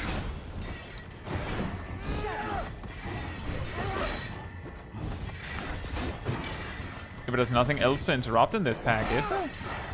No, there isn't. But the part that I found funny was that there was 3 heads on it, and somehow the first thing that needs to be interrupted was missed. The thing that needs interrupting is... Grasping Wine, I think. yeah. And that didn't go through. Yeah. But that's why I dragged the mobs to him and not the other way around, because I didn't trust the randos to interrupt the moss fire bolt thing. Considering that the Alarian did try to interrupt the Mossfire Bolt and failed, they mistimed it. Yeah, that was a good call.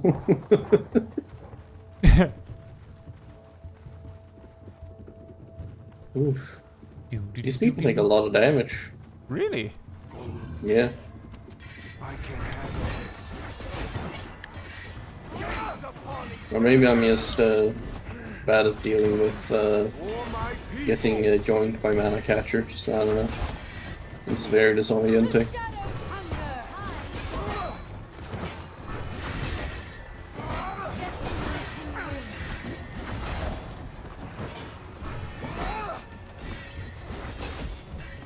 With the damage is high.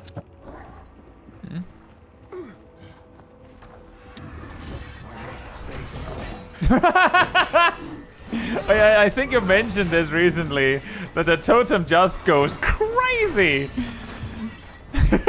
Yeah. Whoa! Guys, I think it's immune. Yeah. Any thoughts? Any non-believers in the immune totem? Yeah, I stated, like I mentioned it. It's just something like I believe that there is no eternal cooldown for Savian's ground field unless it actually deals damage, because it's trying to grab Trying so aggro. hard. Yeah. Oh, now it works. Yeah.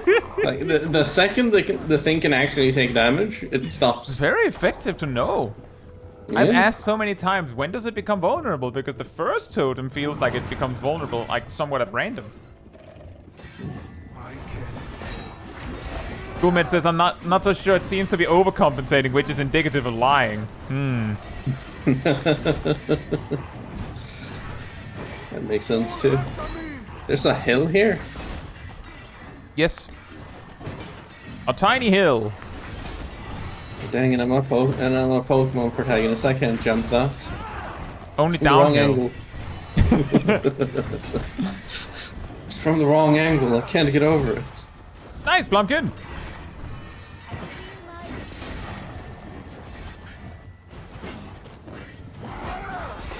Rawr. Rawr. Rah.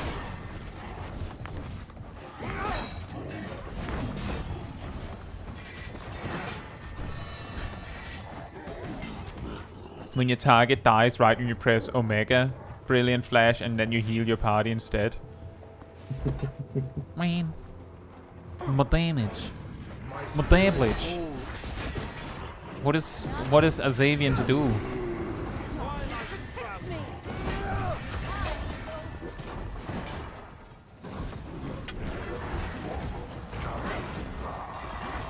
The feast begins.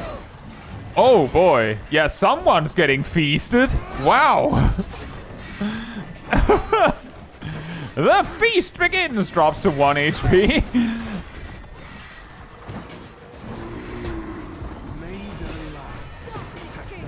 Jesus Christ, what are they taking so much damage from? He's eating orbs. He's really hungry for orbs.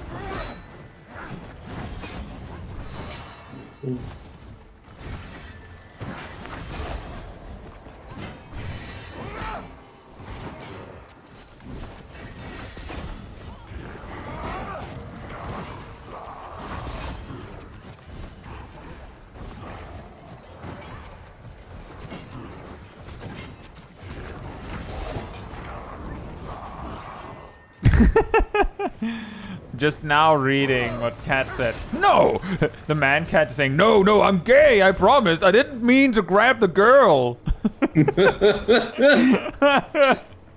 gotta trust me, man. My spirit holds.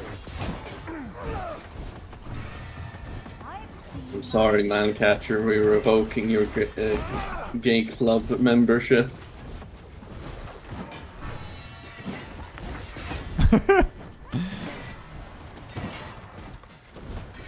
We saw you grabbing that thick woman. SMH. SMH, how could you? Yeah.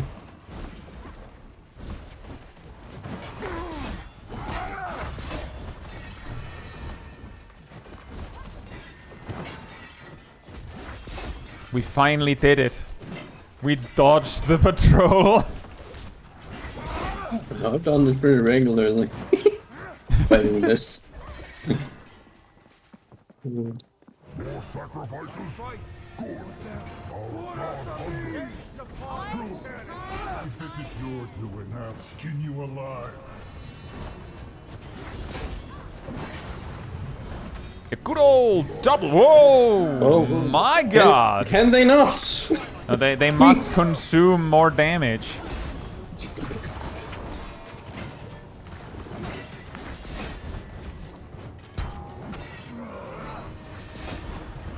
I thought I got lost in the sauce. I think she got lost in a scythe in this particular case. Yeah. It's not quite the same, I know.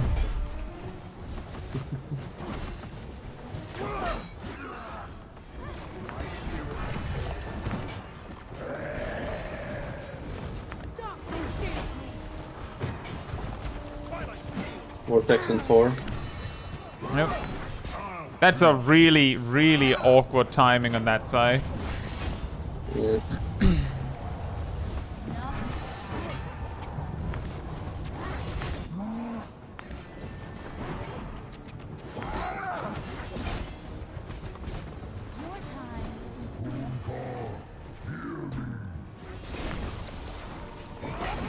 I hate it here.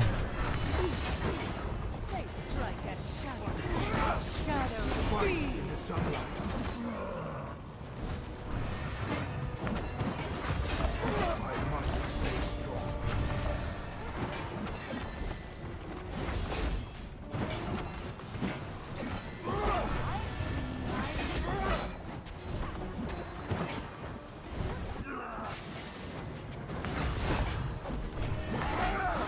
Sides, please don't go this way. Thank you. Vortex and 5. Yep.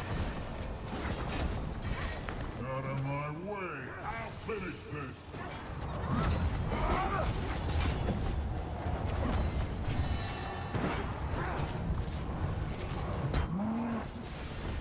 I've seen my Gaze upon eternity. Oh boy.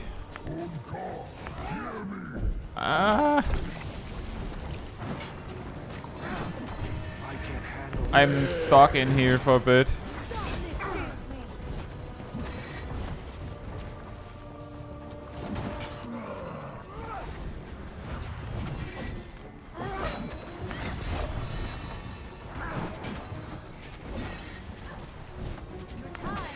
Bruh.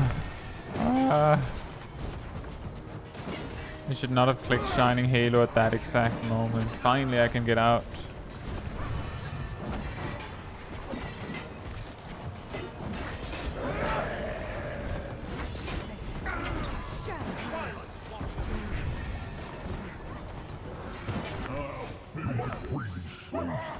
I'll finish, blah. Across the jungle. At least the sleep over there was very pretty.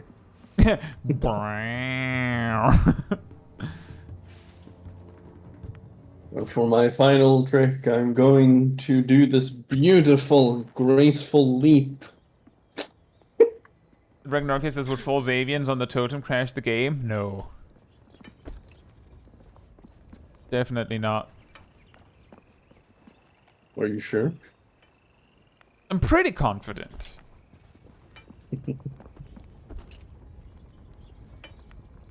I'm just saying there was that one time where we basically accidentally, just for the record, accidentally managed to basically completely tank the frame rate and performance in the stronghold in the middle of the night by spamming Adio's ult on a striking dummy and Mako ult.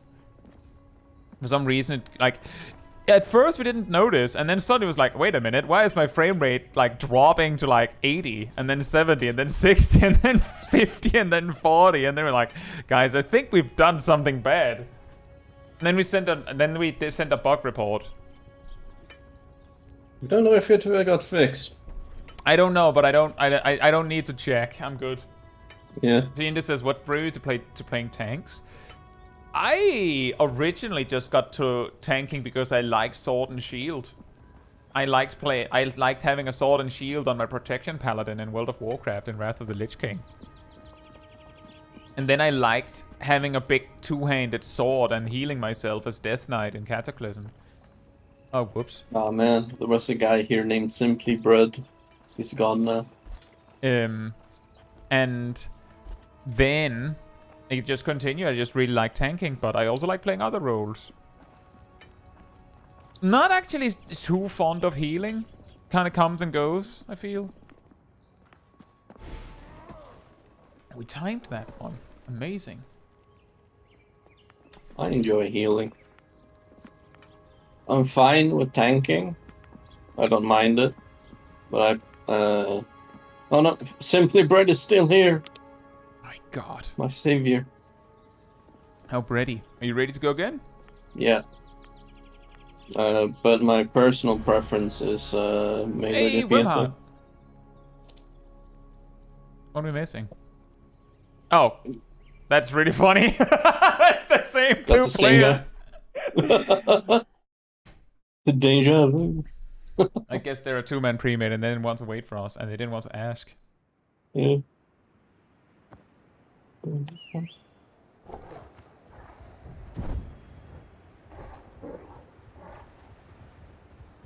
only role I historically dislike them playing the most is any form of caster, though there are exceptions.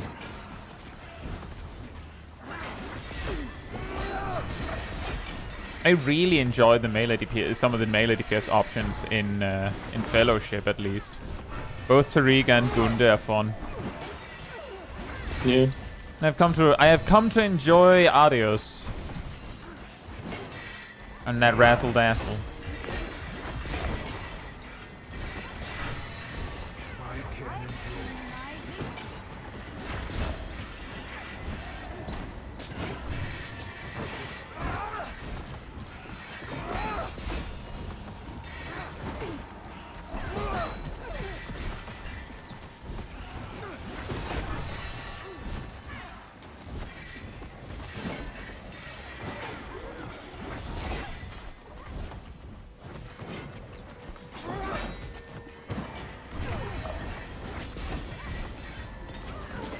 It could be, Shaq. It's really can sometimes be difficult to group up, even with some friends.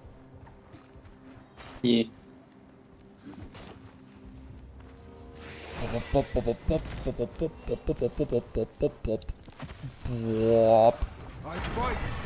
them. Oh yeah, this pull sucks for you.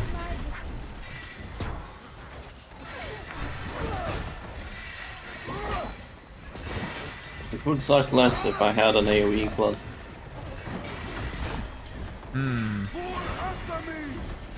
But I do not. So, Alright. So anyways, with the sucking. Oh. Oh, someone has one. Oh, fantastic. That looked very bleak for a moment, and then it worked out. looked very bleak for a moment, because I forgot to save for a restore continuity. Despite just mentioning it, that this was going to suck. So no new was. This is going to suck, and I'm gonna need to do a lot of healing. Should I keep some of my best healing options? Nah. Oblivion.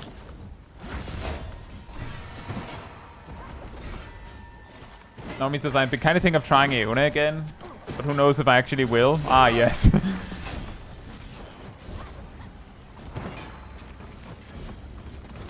I don't think I would have gotten that invested with Xavier if I wasn't doing it like this with Nox. I think we're just gonna go here. I would like the cape, but I also like to not die. And that cape in there just sucks. It's just not a good time. It does not spark joy. That it does not.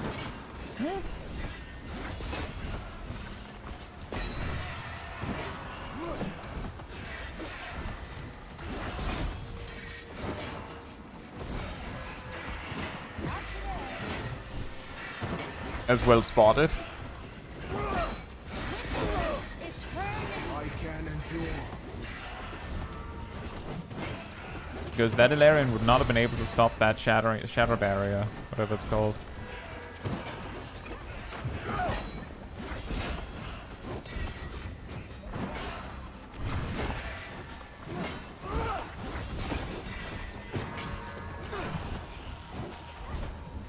Wow, those orbs really, really want us to get spicy in here. Freaking Kobe. I have ult, so I feel confident. Alright. This looks fun. In before I die, before I set it up. Gaze upon the void between the stars. Oh boy, oh boy.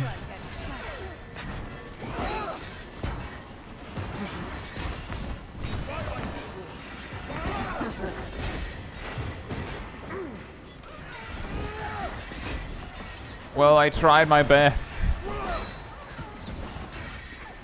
Full cold part.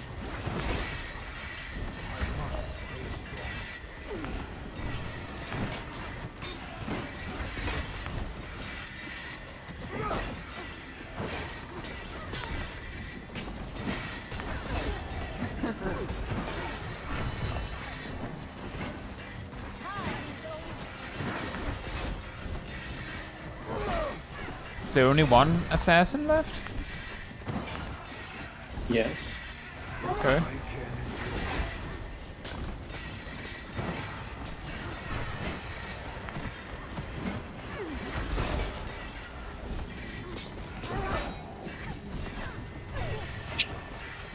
I almost went into the second Blade of Sith roll jump.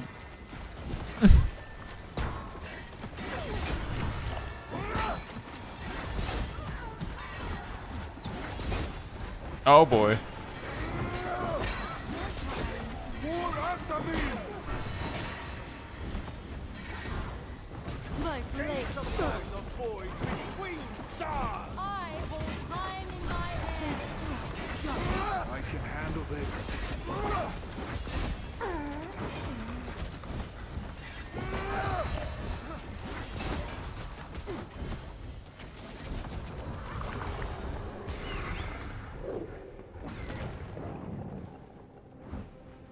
Oh right, this is the cursed one. With anomalous orbs. May the light protect us all. Yes, we get. Gaze upon the void between stars. I feel like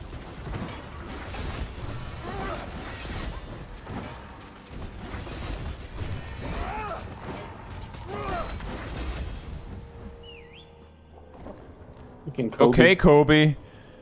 Oh god. That's a long run back.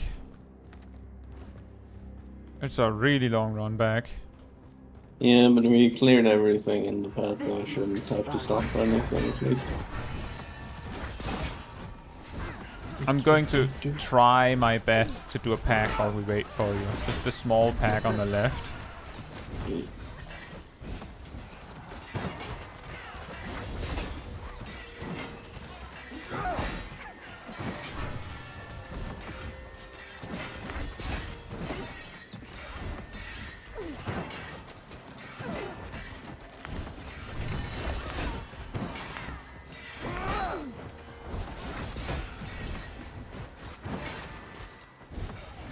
Bike. I can handle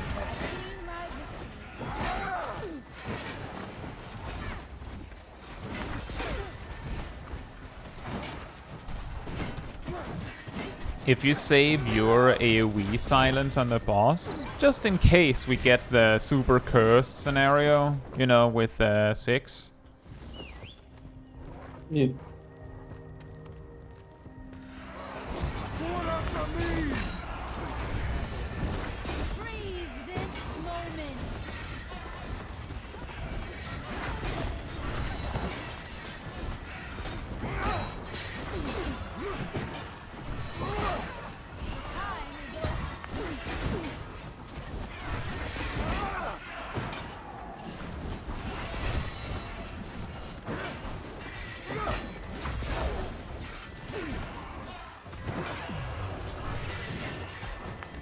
Sure, Alice.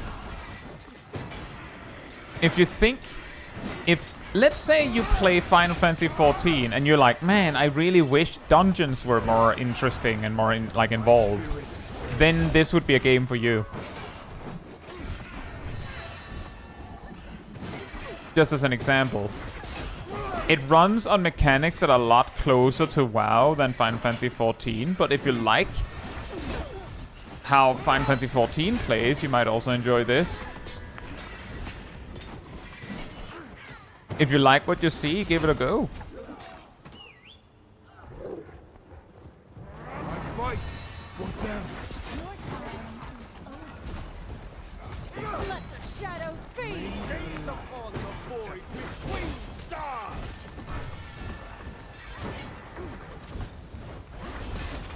Witness eternity.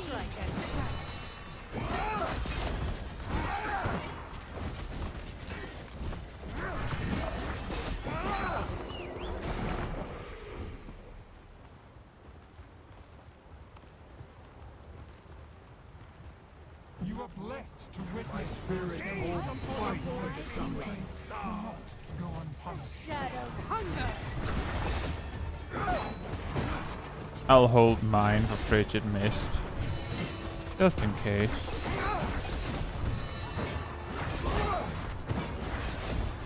Be burdened by frost. And then I'm slow on it, I'm very sorry.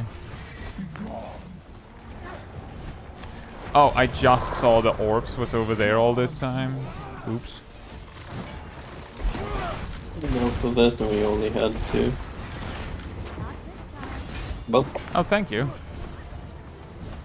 I mean, that was what you were asked to do. yeah. I must stay strong. Be gone.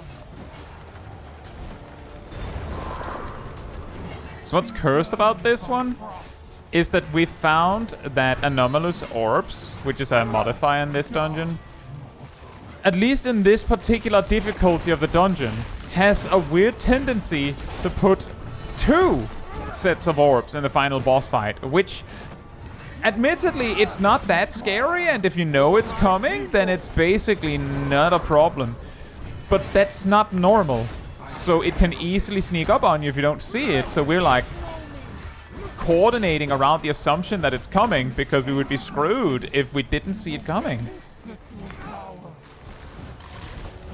It's also, ironically, most likely the best team setup to deal with it. I guess. Hey, No, I got a actually. legendary! Hey, Reds. Hey, thank you. And a weapon. It's the Oh. Solar Shield legendary. Although they Oh. buffed that one crazy hard. It's a cheat death every 30 seconds. Nice. The actually, I'm wrong. The best possible setup for dealing with any number of orbs would actually be any tank, because no, either Mako or Savian, Ilarian, Ilarian Rhyme, and Leona.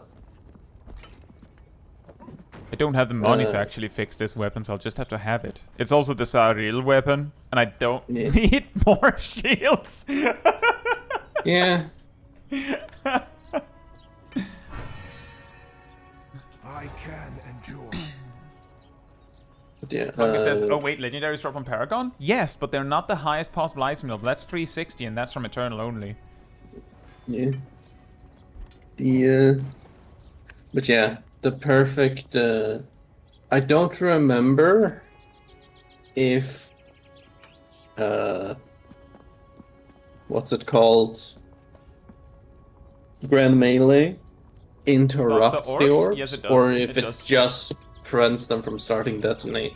They stop and will Okay. then just sit there until they will not try to cast it again for the entirety of Grand Melee. In that don't case, know- okay, Yeah. it That is basically any tank. Yep. Rhyme, Alarian, Aeona is the best possible team you can have for dealing for any number of orbs, as long as they know it's coming. Felix says, what do you mean by fix the sword? So, weapons, like specific gear slots, I have time to talk about this since the 2 DPS left again. Specific gear slots in Fellowship have specific properties. Your average gear piece, like for instance this chest piece, as it like is higher and higher rarity, it will like get 1 blue stat, like random rolled stat, and then it'll get 2 on heroic, and it'll get like modifiers. It'll get 1 on rare, 2 on epic. Certain items will have extra things happen as they hit higher rarities. For instance, relics will, instead of a modifier, relics and weapons will, instead of their first modifier, just have their special ability. In the case of relics, it's like some ability over here that does something that anyone could have almost, and the weapon has some specific ability. For instance, in this case, I have like this like small like dash that makes my cooldowns go for a little bit. Called Fated Strike, and that's from this weapon. But specific pieces also get an additional special property when they're like epic. For instance, bracers, capes, and rings have a gem slot if they are epic. That's the reason why my rings don't have one, because they're uncommon. My legendary, which is beyond regal, which is the highest rarity, just has one. They also have unique properties, like their 3 random, quote-unquote, random rolled modifiers are unique to all legendaries, and is cooldown acceleration, which means your cooldowns just tick 10% faster. You just take 10% less damage, and you do 10% more damage, just across the board. Very, very, totally balanced. They just wanted to make sure that you like the legendary, even if it doesn't have an effect you want. But in addition to that, necklaces and weapons, if they are epic, can have like this like almost like talent tree of their own. Necklaces only have like 2 pairs of things, and they are entirely defensive in nature. Except, for instance, if you're a healer, where the main way you heal is by attacking, so they give your main damage cooldown like less cooldown as one of the defensive traits, because technically that is defensive. It makes you heal better. But weapons can also have this. Now, the reason why that means that I have to fix it is that you actually have to pay gold to like unlock this, and then you can pick and choose on each row as you please. Just you have to follow a line. But if you check if I go over here, first I have to pay resources to upgrade the weapon to epic, which is 1 upgrade, but it costs like 1/3 of the gold I have on me. And then, while I don't remember the exact pricing, I can assure you that this weapon, which is like nearly 100 item levels lower, cost at least 500 gold to fix. So I don't have 700 gold. So there's no point trying. This weapon will not get fully fixed. And looking at this, like the stat difference, the main thing I'm losing out on is stamina, because this weapon has way more stamina. But I'm fine. I just got a legendary.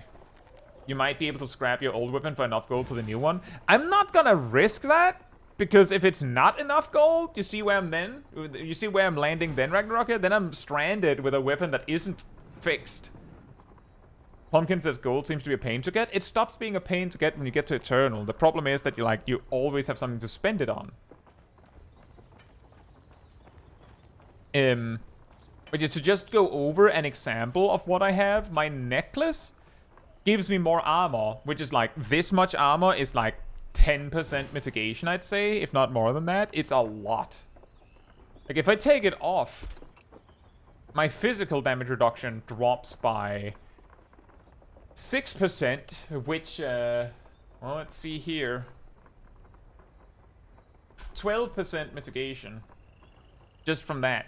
And then it also has the stag, which every time I use my solar shield, which I do all the time, I get an extra 12% mitigation. So I just double up on that, and that also applies to magic.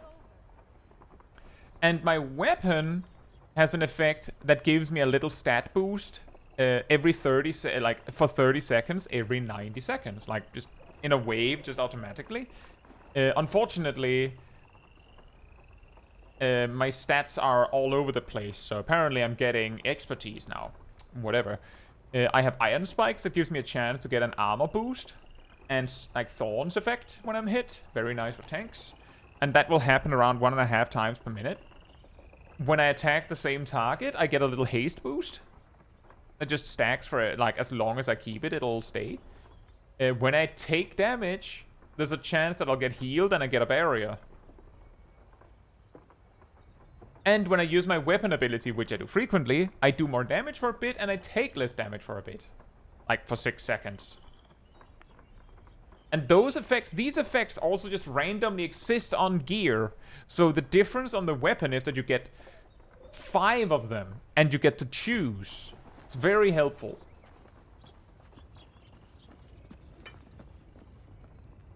And Rocky says, I got to 8k the other day, then I'm back down to 5k and still need to buy clothes glamour for 15k, but upgrading stuff is so expensive. I mean, if you reach a point where you have a huge amount of gold, you could buy it. Otherwise, I usually just buy the gold cosmetics at the end of a season. Like, I just sell everything and then just buy cosmetics, because each season resets your characters anyway, so you might as well.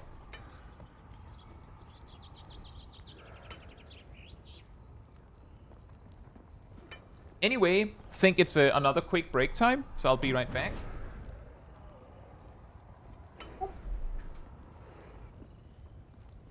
In the meantime, mana tea restored. Oh.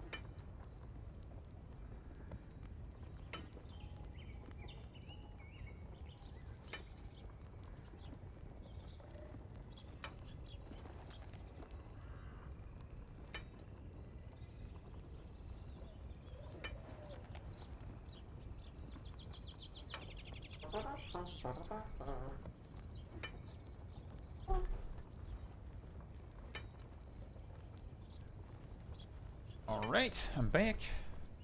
Just read that legendary again. Your solar shield now also reduces all damage taken by 20%. And then it gives Fortress in the Sands. When you take damage that would kill you, solar shield is applied to you for free. But it can occur every 30 seconds. Now the big question is, obviously what happens if you take lethal damage. I'm guessing either it just fizzles that hit and then gives you a solar shield, or it gives you a solar shield and then resolves the damage. Interesting. The real question is, does that mean now that when you solar shield, you have an effective 70% mid? I think it's... The solar shield takes 50% less damage, right? Yeah. Because that's how they made barriers, so that they're more concentrated. When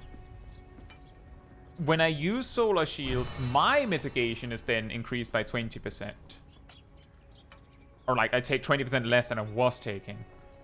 Which actually puts me at 71% or so now. That's actually crazy. And then if I also put down Halo, it's at 77%. Mitigation. Crazy. Although it seems there's something weird. No, wait a minute. Now I know. The reason why it jumps that high is because Invictus makes my solar shield give armor. Right. Are you ready again? Yep.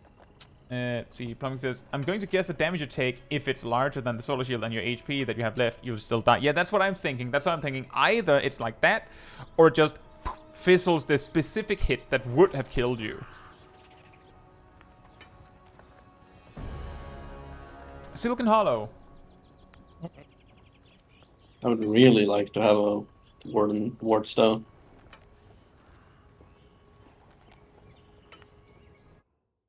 Only one way to find out. I mean, we will probably find out completely automatically eventually. I don't want to risk it.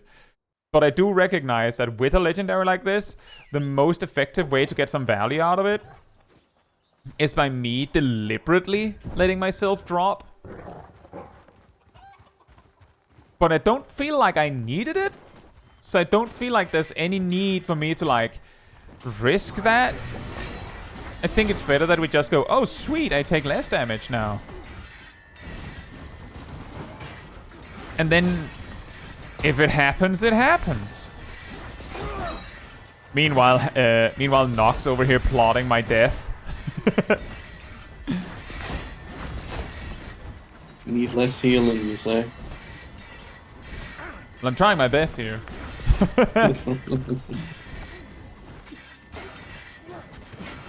Fila says, how do you decide which dungeon to pick? Is it by order? The reason why we, like, the way that it works, is that whenever you clear a dungeon, at the end of the dungeon, you get a rating based on how well you did it. Specifically, how much time was left. The main benefit to that as you're progressing is that there's a rewards track that gives you rewards when you have a certain amount of rating, and the way that rating is distributed is the highest amount of rating you've gotten from each dungeon.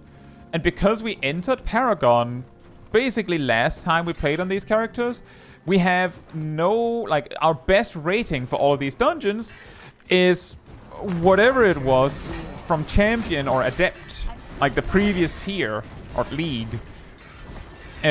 So a clear within like just a relatively reasonable amount of time will give us a better score, which will let us unlock more stuff. There's specifically a talent point to be earned from this. So that's why, like, I basically just made a list and wrote down all of the dungeons, because like there is a menu with it. It's just a little difficult for me to show you while I'm doing, like, I'm popping off with my ult here. You can see here, you can see the ratings that we got for everything. But I just wrote it down, that which ones we have or have not clicked. Heartstopper. I'm sorry. I also have Heartstopper, by the way.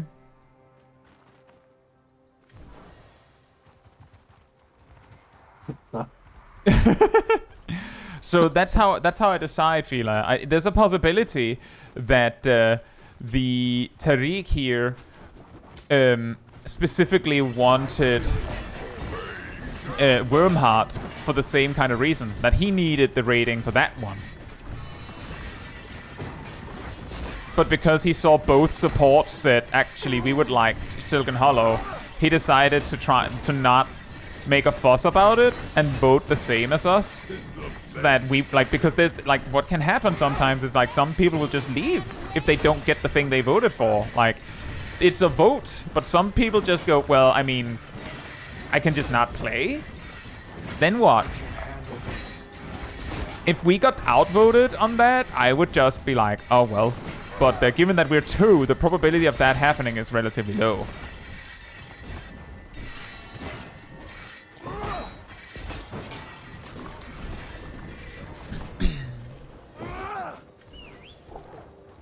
Jesus Christ. They really enjoyed casting Heartstopper. Yeah, that specific poll has a lot of recluses. That's, I believe, is the reason. Yeah, but even then, sometimes they just aren't that aggressive with casting it. Ross says, is it random when there's 2 and 2?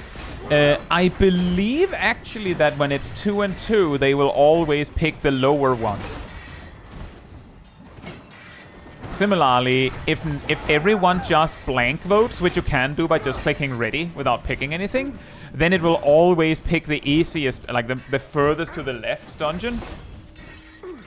Like, if you don't care, then it'll give you the easy experience.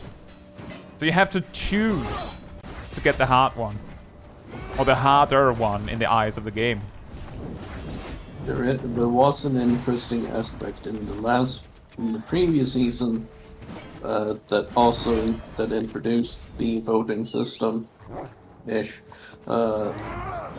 where the tradition became that if you're in a lower league, there's a very high chance you will never see the lower quality dungeons, because people just always vote highest, and they kind of still do. Last season was also like, it had some tuning issues, so things were a little too easy. Which also meant that a lot of people were like hitting the next league super early, which meant that they were never geared well enough for the game to actually suggest the dungeon you needed to like advance to the next league before you were ready. But that is something that has been worked on since. Hey Kubamana, hope you're doing well.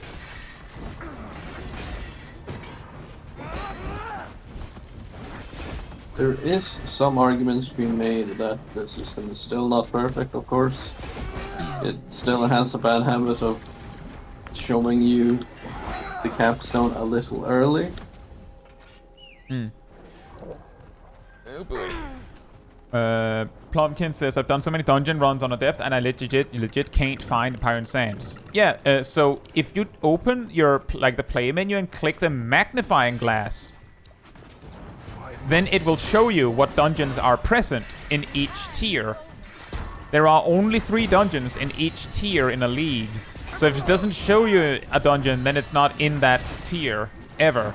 And because, so in season 1 and 2, there were 8 regular dungeons.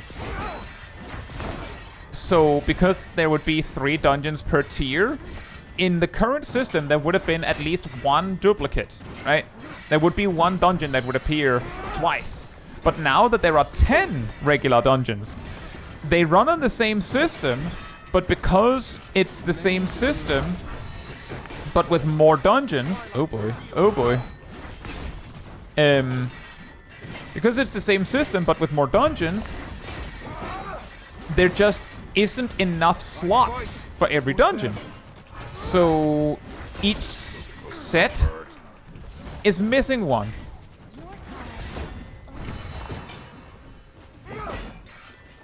So for instance, on Adept there is no Empyrean Sands.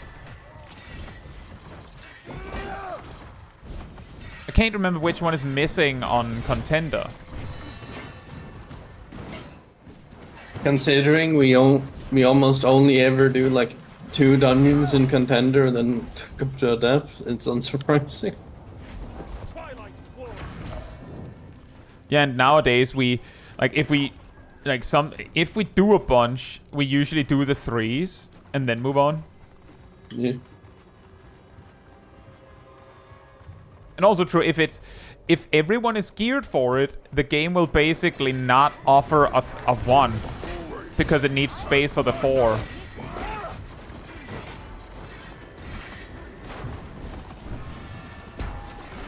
Gaze upon the void between stars.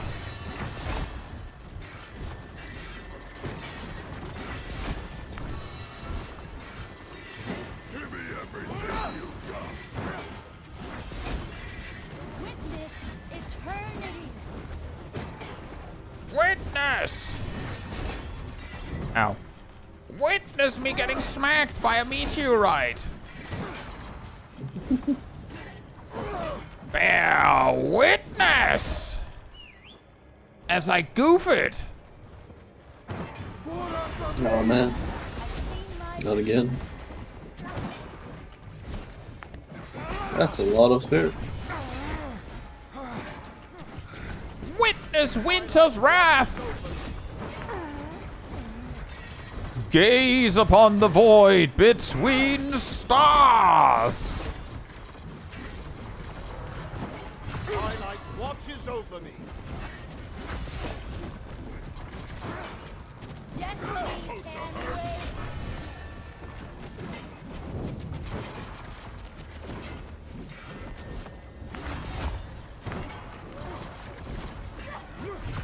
Time is over. Fight in the sunlight. Oh boy. Oh boy!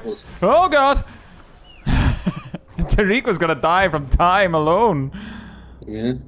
Uh-oh.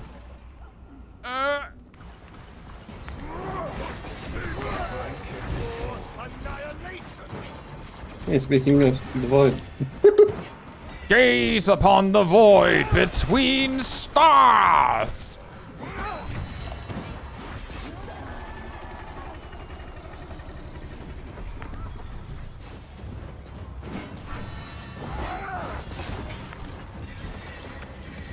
Dun dun dun dun dun dun dun dun dun dun dun dun dun.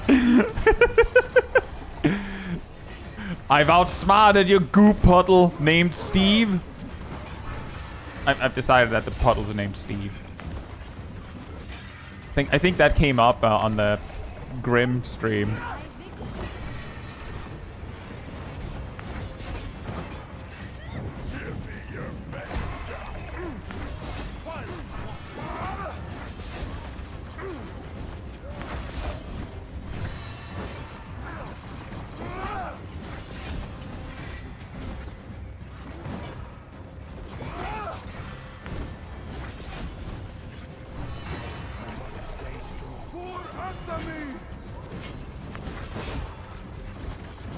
Witness eternity.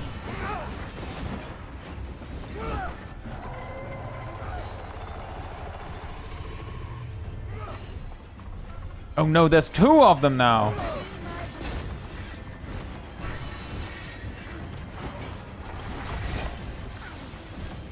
Ow. 2 of everyone's favorite thing, goop puddles. Goop puddle. Woo.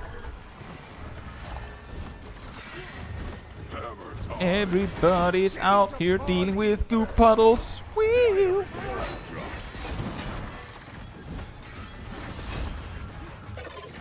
Oh.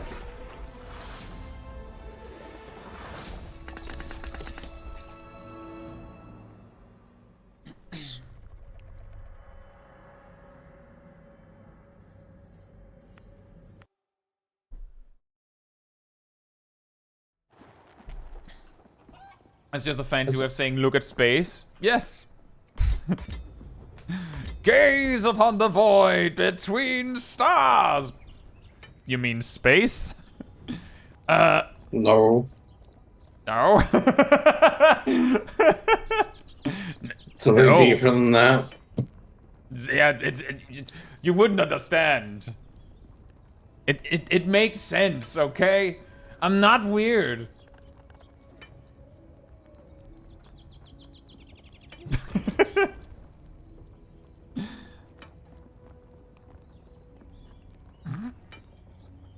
Oh wait, actually... Is it this one? No, it is. Okay. It is Echoes of Divinity. Alright.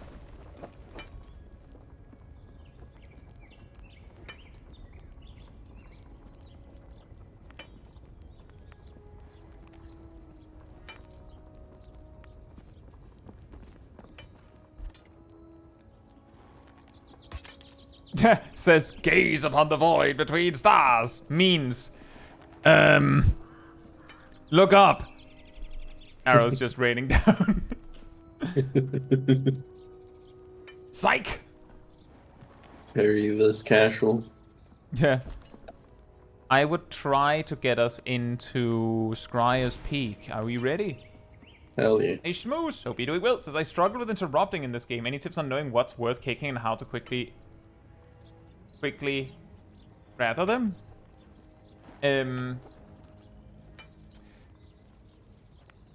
The way to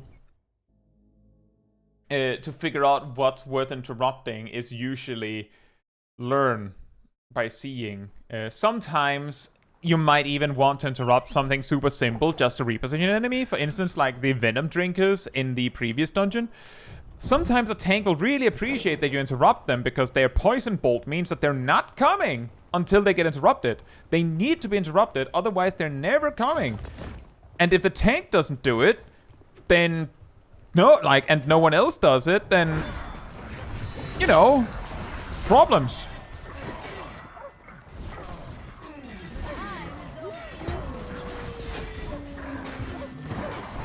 But you for the most part, you learn by doing, and then eventually you find out, oh, this is really good to interrupt, or like an attack that just kills you, and you're like, okay, I should probably interrupt that next time. But that's how it's done. It's straight up just practice, and then you figure it out. When it comes to actually doing it, there is a keybind to put your head on an enemy. Which indicates your plan, like that you're intending to interrupt that guy. Now, that might not mean that you're interrupting the first thing it does, but like usually people will like be able to figure it out, you know, context clues. Like, oh, you're putting it on the Deceitful Scholar, you're probably interrupting Rune of Desolation. Things like that. You're interrupting the important bit is what they're assuming. There's also a keybind you can set that makes you attempt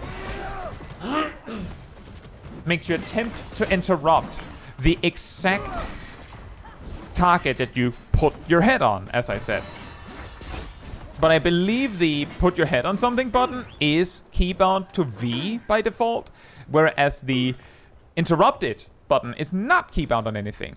Nays off! Hope you're doing well, and hey to the raiders! This might be scary, actually. It's been a... Okay, then. It's been a bit since I've done this route. Did it go... what were you up to, Zalf?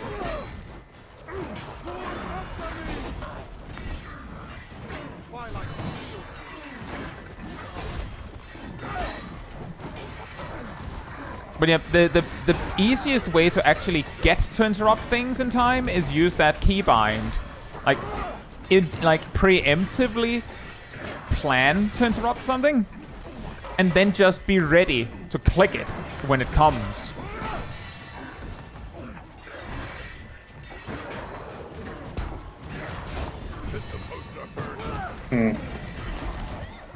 What's up?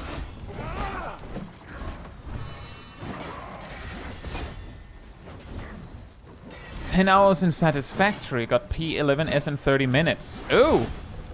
Nice! No worries, Alf. I will entertain your audience in the meantime. Hey, everybody! We're playing Fellowship, which is like a dungeon spam game with sort of like ARPG style mechanics for the gear. It's very fun.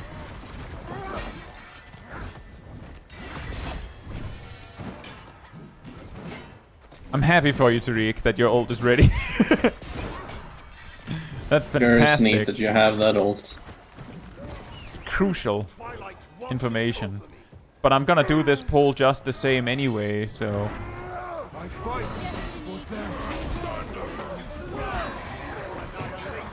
There's only so much we can do about it. But good to know. It's not bad information. Considering that guy is standing all the way back there... Yeah, I guess he'll do it. He can have the bait. That's fine. I mean, Ilarion is actually honestly probably better built to do it anyway. I'm gonna be perfectly real. Uh-oh. Apparently their woo didn't go through. That's good. I'm thinking we're not doing Gorn. Doesn't really make any sense to do Gorn, considering how little time he gives and how tight the timer is. Yeah. But I'm also now remembering, you wouldn't happen to have chicken, do you? I do not have chicken, but I do have stealth. Oh, maybe we can do something, but I think I have to pull extra. I'm not sure.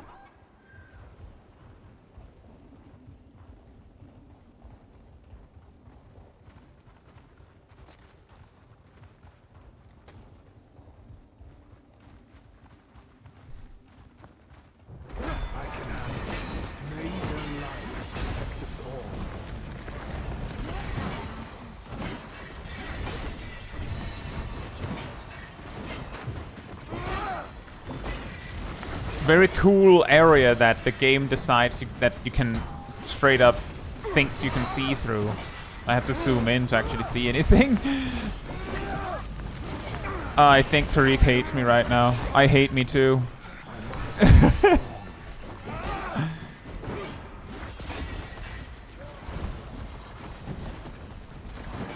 lot of beans. I've seen my victory.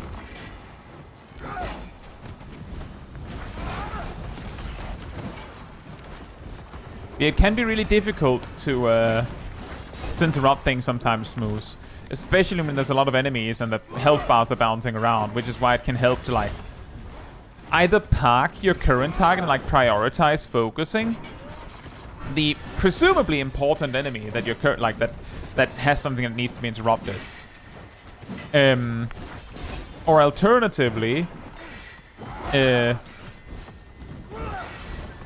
just put your head on it.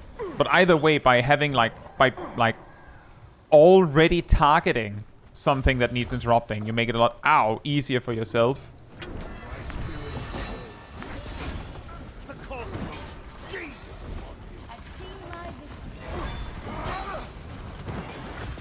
I really had a good opportunity there to test my legendary thing, and then I still didn't proc it.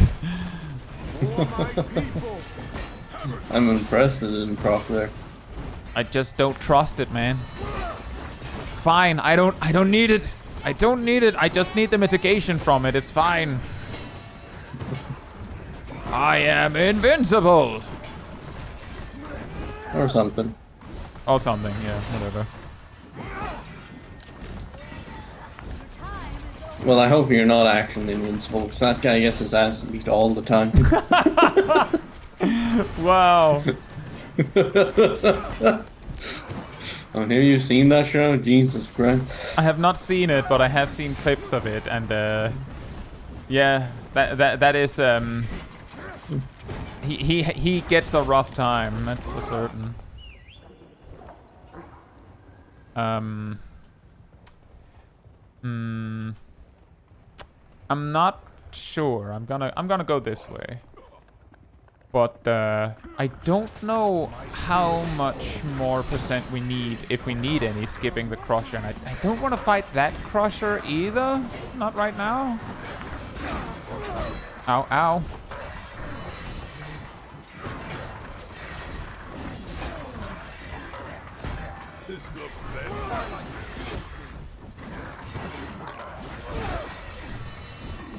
Here it comes. Here it comes. Whoa, that's a lot of damage.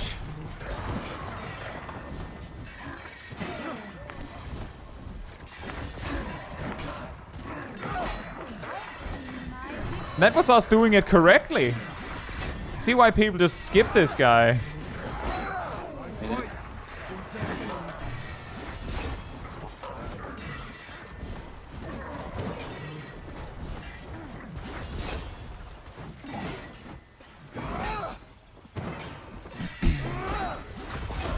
I think I will grab the Crusher and bring over to the right, where there's like a Zealot. And then we both have Orb. Yeah. I hope that's enough.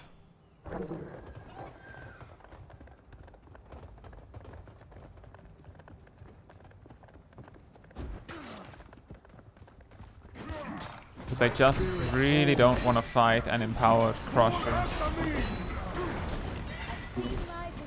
Ham says you need to be at 89% before going stealth. Fantastic. Then this should easily be too much, actually. Ow.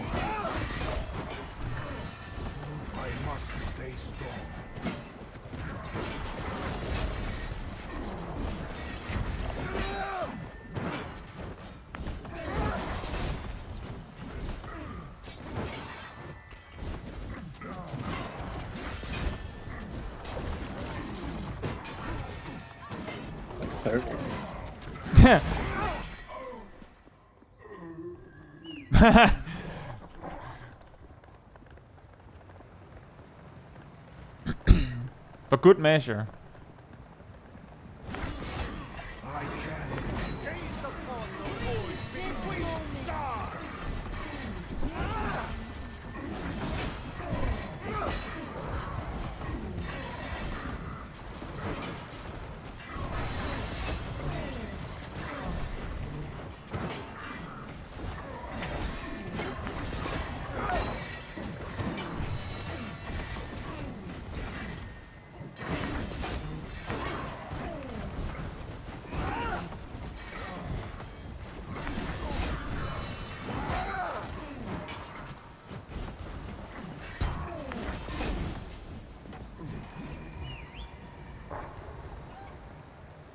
The Ilarian is taking the camp.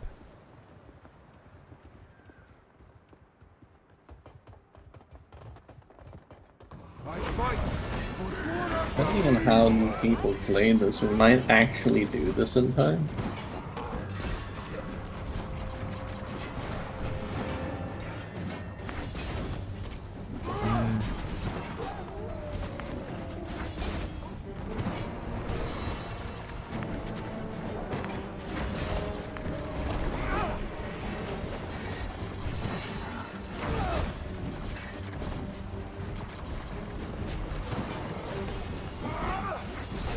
I'm gonna try and walk the Tariq around.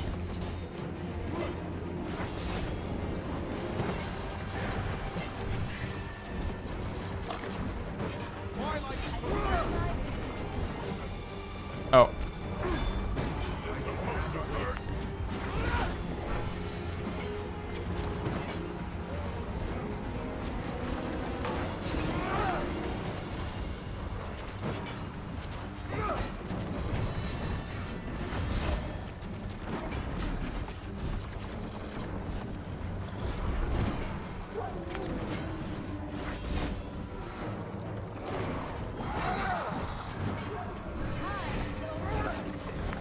Oh boy, that's bad.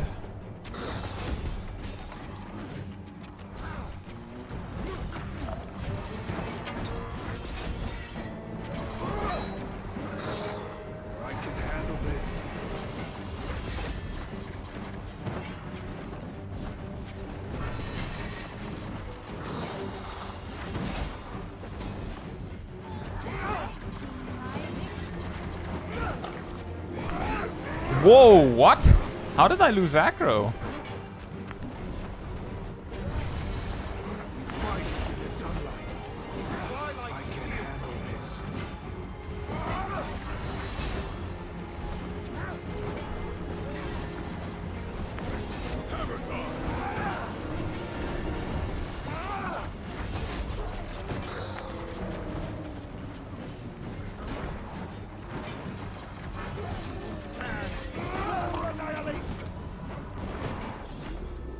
Almost.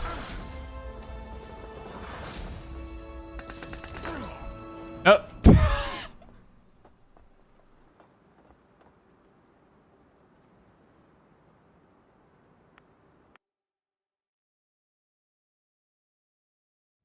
I think this was me. Oh no, What's up? classic me. Uh, What? I got a You got her? I got a weapon upgrade, Hmm? which means that You'll be extremely poor. I will be extremely poor. But also, I was like, oh no, this means I'll lose Skybolt, and I got no, I just got Skybolt again. Oh, well, that's not too bad. Okay. But I literally have 0 gold, so that's it's gonna wait a bit. Yep, I waited a bit. I had exactly enough money just now. Oh man.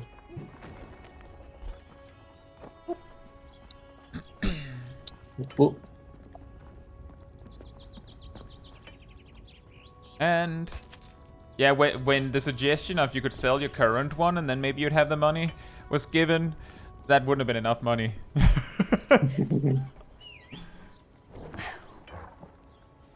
Yeah, so the trick there is that that boss has a lot more health than normal, because all of those blood orbs on the field in that fight, each of them gives you like a 5% damage boost for like a little bit that can time out, but each time you grab another orb, it extends the duration.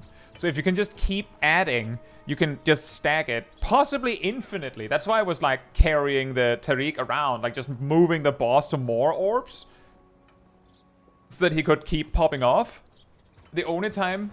Yeah, they're damage buffs. Yeah. So the only time where that stopped was when the link broke and I stopped everything I was doing to, like, barrier and heal Nox and Tariq to save both of them. When you want them. The only reason why you might want to be more careful with it is in Eternal, apparently, the boss claims them over time where they turn purple, and then it hurts to pick them up, I think, or something like that, and it doesn't give you a damage buff, so you can't just stockpile them. You have to grab them while they're hot. Right, that was them all. Now we just would need a Sithral's Fall, but are we ready for that? I feel a little under prep for Sentinels.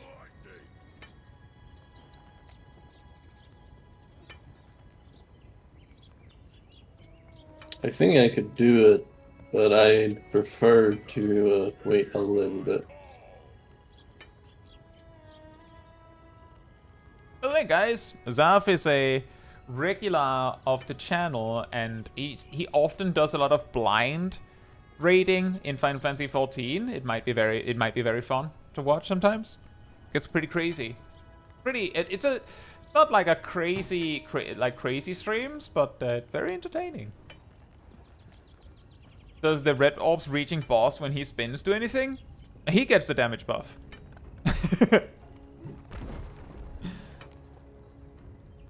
And while he's spinning, he's pulsing constant party-wide damage. So... you get what I mean, right?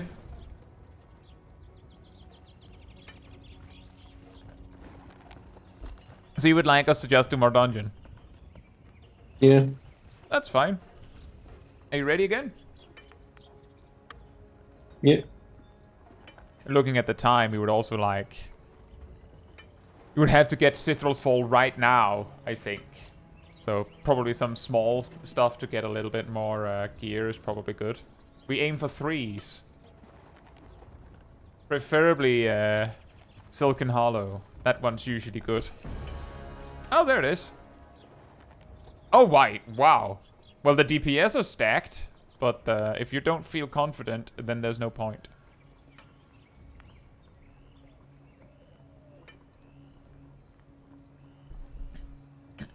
Might be worth saving Sithrals for next week? Maybe.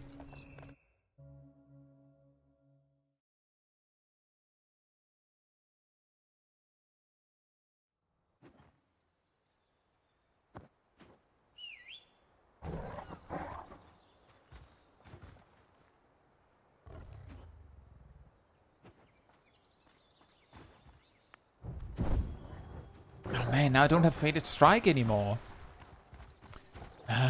What is a Xavian to do? Now I just have an extra stupid barrier. Man. I've seen my victory. I weirdly actually kind of like the extra stupid barrier. It kind of does nothing, but it just feels kind of nice. It's To have alright. an extra fat barrier that you could I drop. feel like the thing it does more is damage, because if you take a glance at the healing right now, 2 solar shields beat it. Yeah.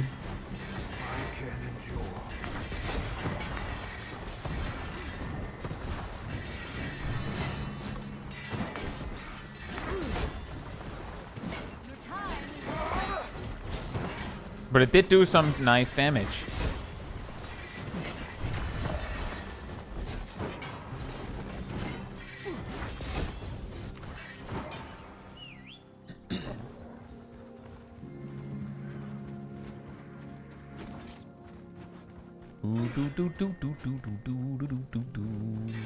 I really do not understand why people follow you around that. You're going in a circle. Like, I don't understand. It's pretty funny. Everyone I see is does it. It's like, why? He's going in a circle, guys. Look, sometimes coming it's back. funny. Sometimes it's funny to do a little lap. True. It's like they always pull the middle pack for no reason. That's actually the only annoying part for me. I don't mind if they follow me Yeah. around as long as they don't pull the middle pack. Yeah, they almost always also pull the middle pack before As you a come result, around. yeah. Like, They run like I run around carefully, and they run around with the finesse of a gorilla. so it's just like, meanwhile I'm just standing at the entrance there, just chilling. Yeah. I almost forgot to cleanse Heartstopper again. Oh, Don't boy. tell anyone. Don't Especially tell not the stream. I have some bad news. Oh no. Tremble before my wrath. Yeah, Ham says sometimes you wonder who it is that is running around in full plate. Were you there to see the Stormwatch we did earlier, Ham? Where I was like carefully trying to pull the pillagers near the end because we didn't need anything else. And then we pulled... I believe we pulled 2 packs we didn't need or something like that. My ward shields me. That guy might die. Never mind. Did you get him in time or what's going on? Oh! Yeah, but I When didn't you get said myself. that guy, did you mean yourself? No, there was another guy that had 4 stacks of Heartstopper. Yeah, then it takes faster. Well, at least it happened now. Yeah. I wasn't even behind in that case. It was simply just like they just piled all of them on the same person. And I was shorter CD cleanse. Wow. Wait, that comes with the unfolding Doom cooldown reduction as well, right? Yeah. That's really convenient. So I was like, I have a shorter cooldown cleanse and a damage buff. And it's just like, and I still lost to how many Heartstopper they placed. Jesus. Was it a legendary to reduce cleanse? No. It's on Neck effect. the necklace. It's the same thing. Like tanks can grab one that reduces the cooldown of like their big mitigation button, like their main one that they use all the time. Their so-called active mitigation. For Helena, it's shields up. For Mako, it's stone shield, and for some reason, for Xavian, it's shining halo. I mean, it still works. But for healers, it reduces the cooldown of their basically for Vigor and Sylvie, it reduces the cooldown of their ward, I believe. For DPS, it reduces the cooldown of, you know, their ward, like their defensive button. And for Aeona, specifically Aeona, it reduced the cooldown of unfolding Doom. And Doom? Yeah, Doom? Doom?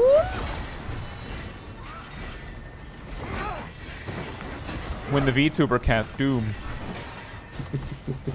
Doom? Do you mean Doom? Destiny can wait. There is an interesting thing that I'm kind of curious about, which is I wonder if the global cooldown acceleration of the legendary affects the refresh rate of the cleanse. I think it does. I'm pretty Well, it sure should. that I'm pretty sure that Fated Strike reduces the cooldown of interrupts, My victory. which, in my opinion, vastly underrated. Yeah.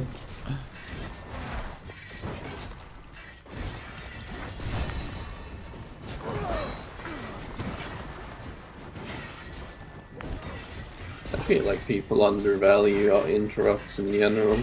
You know? Yeah. Even in 14. Oh yeah. Which, like, okay, in 14, it's a little more understandable that people feel like interrupts aren't that valuable. Yeah, partly Because- because there's so few times where it's actually does anything. Yeah.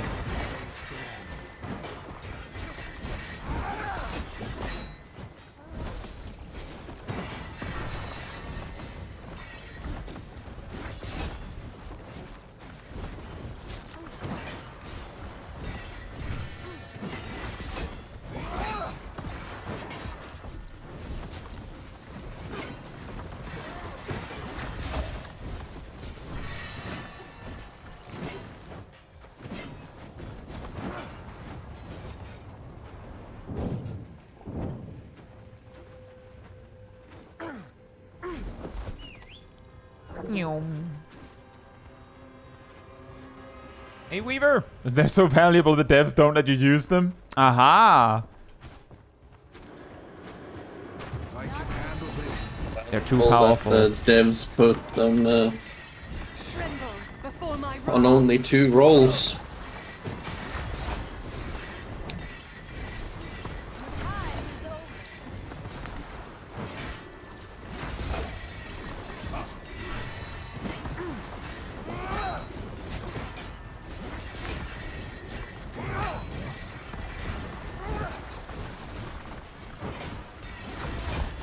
More after me. I think it's... It could have been a fuck up. But it wasn't.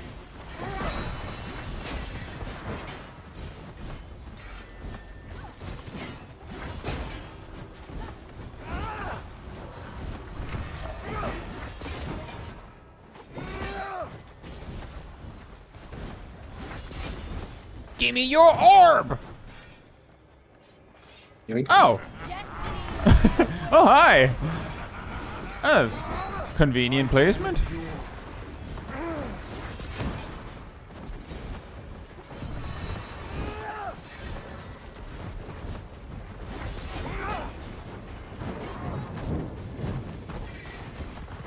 Winter, shield me.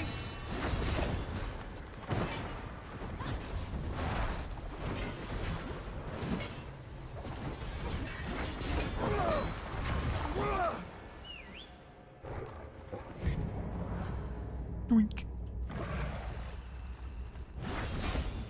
More after me.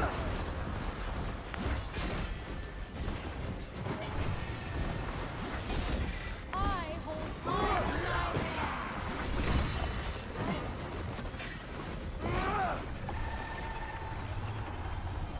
Witness my wrath.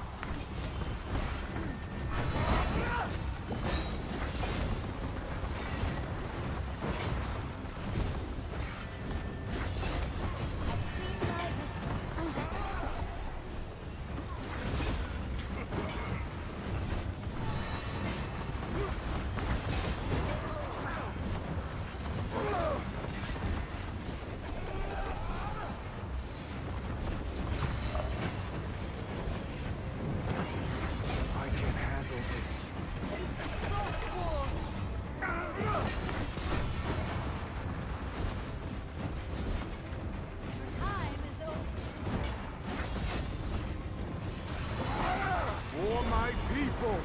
For my people!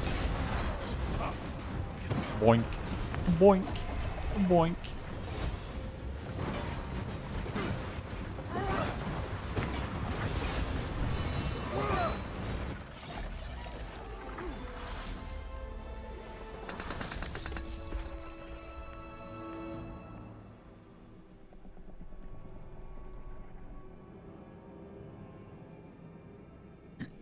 One thing's for certain, those two DPS seem to be somewhat ready. Yeah.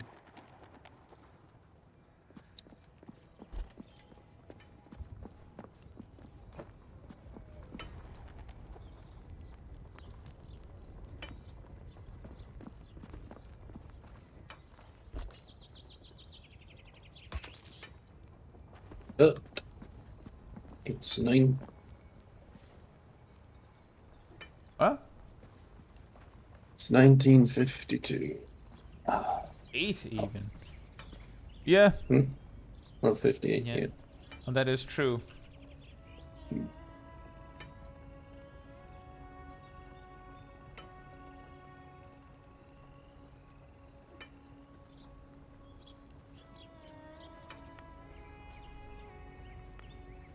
That is very unfortunate. I know for a fact that those two DPS were ready for Sith rolls. Yeah. Not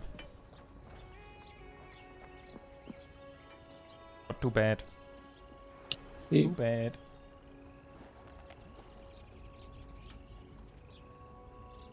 Like, if they can bring it like that, then they've got this. They just need a tank and a healer to go with them. I really feel like Xavian starting to pop off on the damage, on the survivability now with a legendary. Doesn't really seem like a problem. Yeah.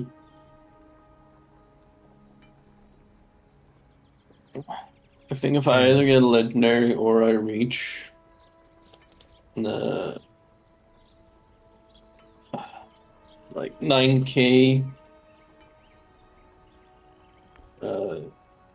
power potential without it, then I think I'm down for Sith rolls. Think I can just power through it. I mean, if we just land in a group with two strong enough DPS, then we would also be able to compensate. The problem with Sith rolls is mostly like the fact that either your healer's really strong and can take the endurance race that some of these fights are when that happens, or your DPS is really strong, so it doesn't come to that. So if we land in a team with good enough DPS, it might be fine. But yeah, I do understand the desire to have a legendary first.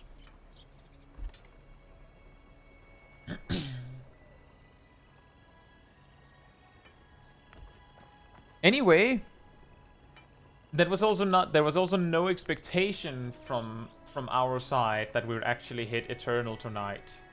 It was a chance, a possibility that maybe we would be that powerful that we'd hit that. But the expectation was that we would probably need 2 sessions before we'd hit Sith rolls. Yeah. I would also say that due to the gear drops from Sith roll itself, it would possibly be worth it to just try. Zeiss Metal 300 will carry up really like much faster. But yeah, on that note, I think we will wrap it up from there. So, if you'd like to be part of the Discord community server, there's a link right there in the chat. There you'll find the weekly schedule where you can see what else is coming up in coming days, usually updated Sunday or Monday. You also find the announcement room with links to videos and streams and I put them out. And if you grab the reminder roll in the roller announcement room, you get a notification whenever I do that. As the next run around 15 minutes before stream starts, you can catch it right when we go live. And if you'd like to support the channel even more directly, you can like over on the YouTube side of things, you can follow, subscribe, super chat, member, cheer, all that stuff. And if you don't like any of that, there's also the Ko-Fi link. I will post it right there in the chat. It all helps support me in the channel directly, so I can focus on doing stuff like this with all of you without having to worry about algorithms. So thanks so much for the support. But 2 things. The first one is we will probably, at least next week also, I think, have at least one more of these Wednesday duo streams. And for the rest of the week, this week, it's probably just going to be a little bit of video stuff on the channel because I'm either traveling to or at FanFest for Final Fantasy XIV. So if you're there, do say hi. But on that note, let's see if we can raid somebody.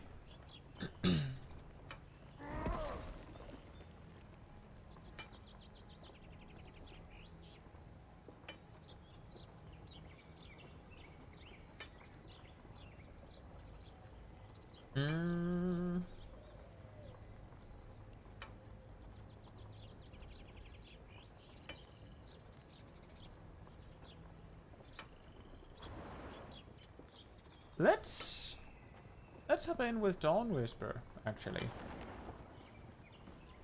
Like they're gaming some Fable. Whoop. But on that note, good night. Good night, good morning, afternoon, or evening, depending where in the world, and hope to see you all very soon. Bye-bye!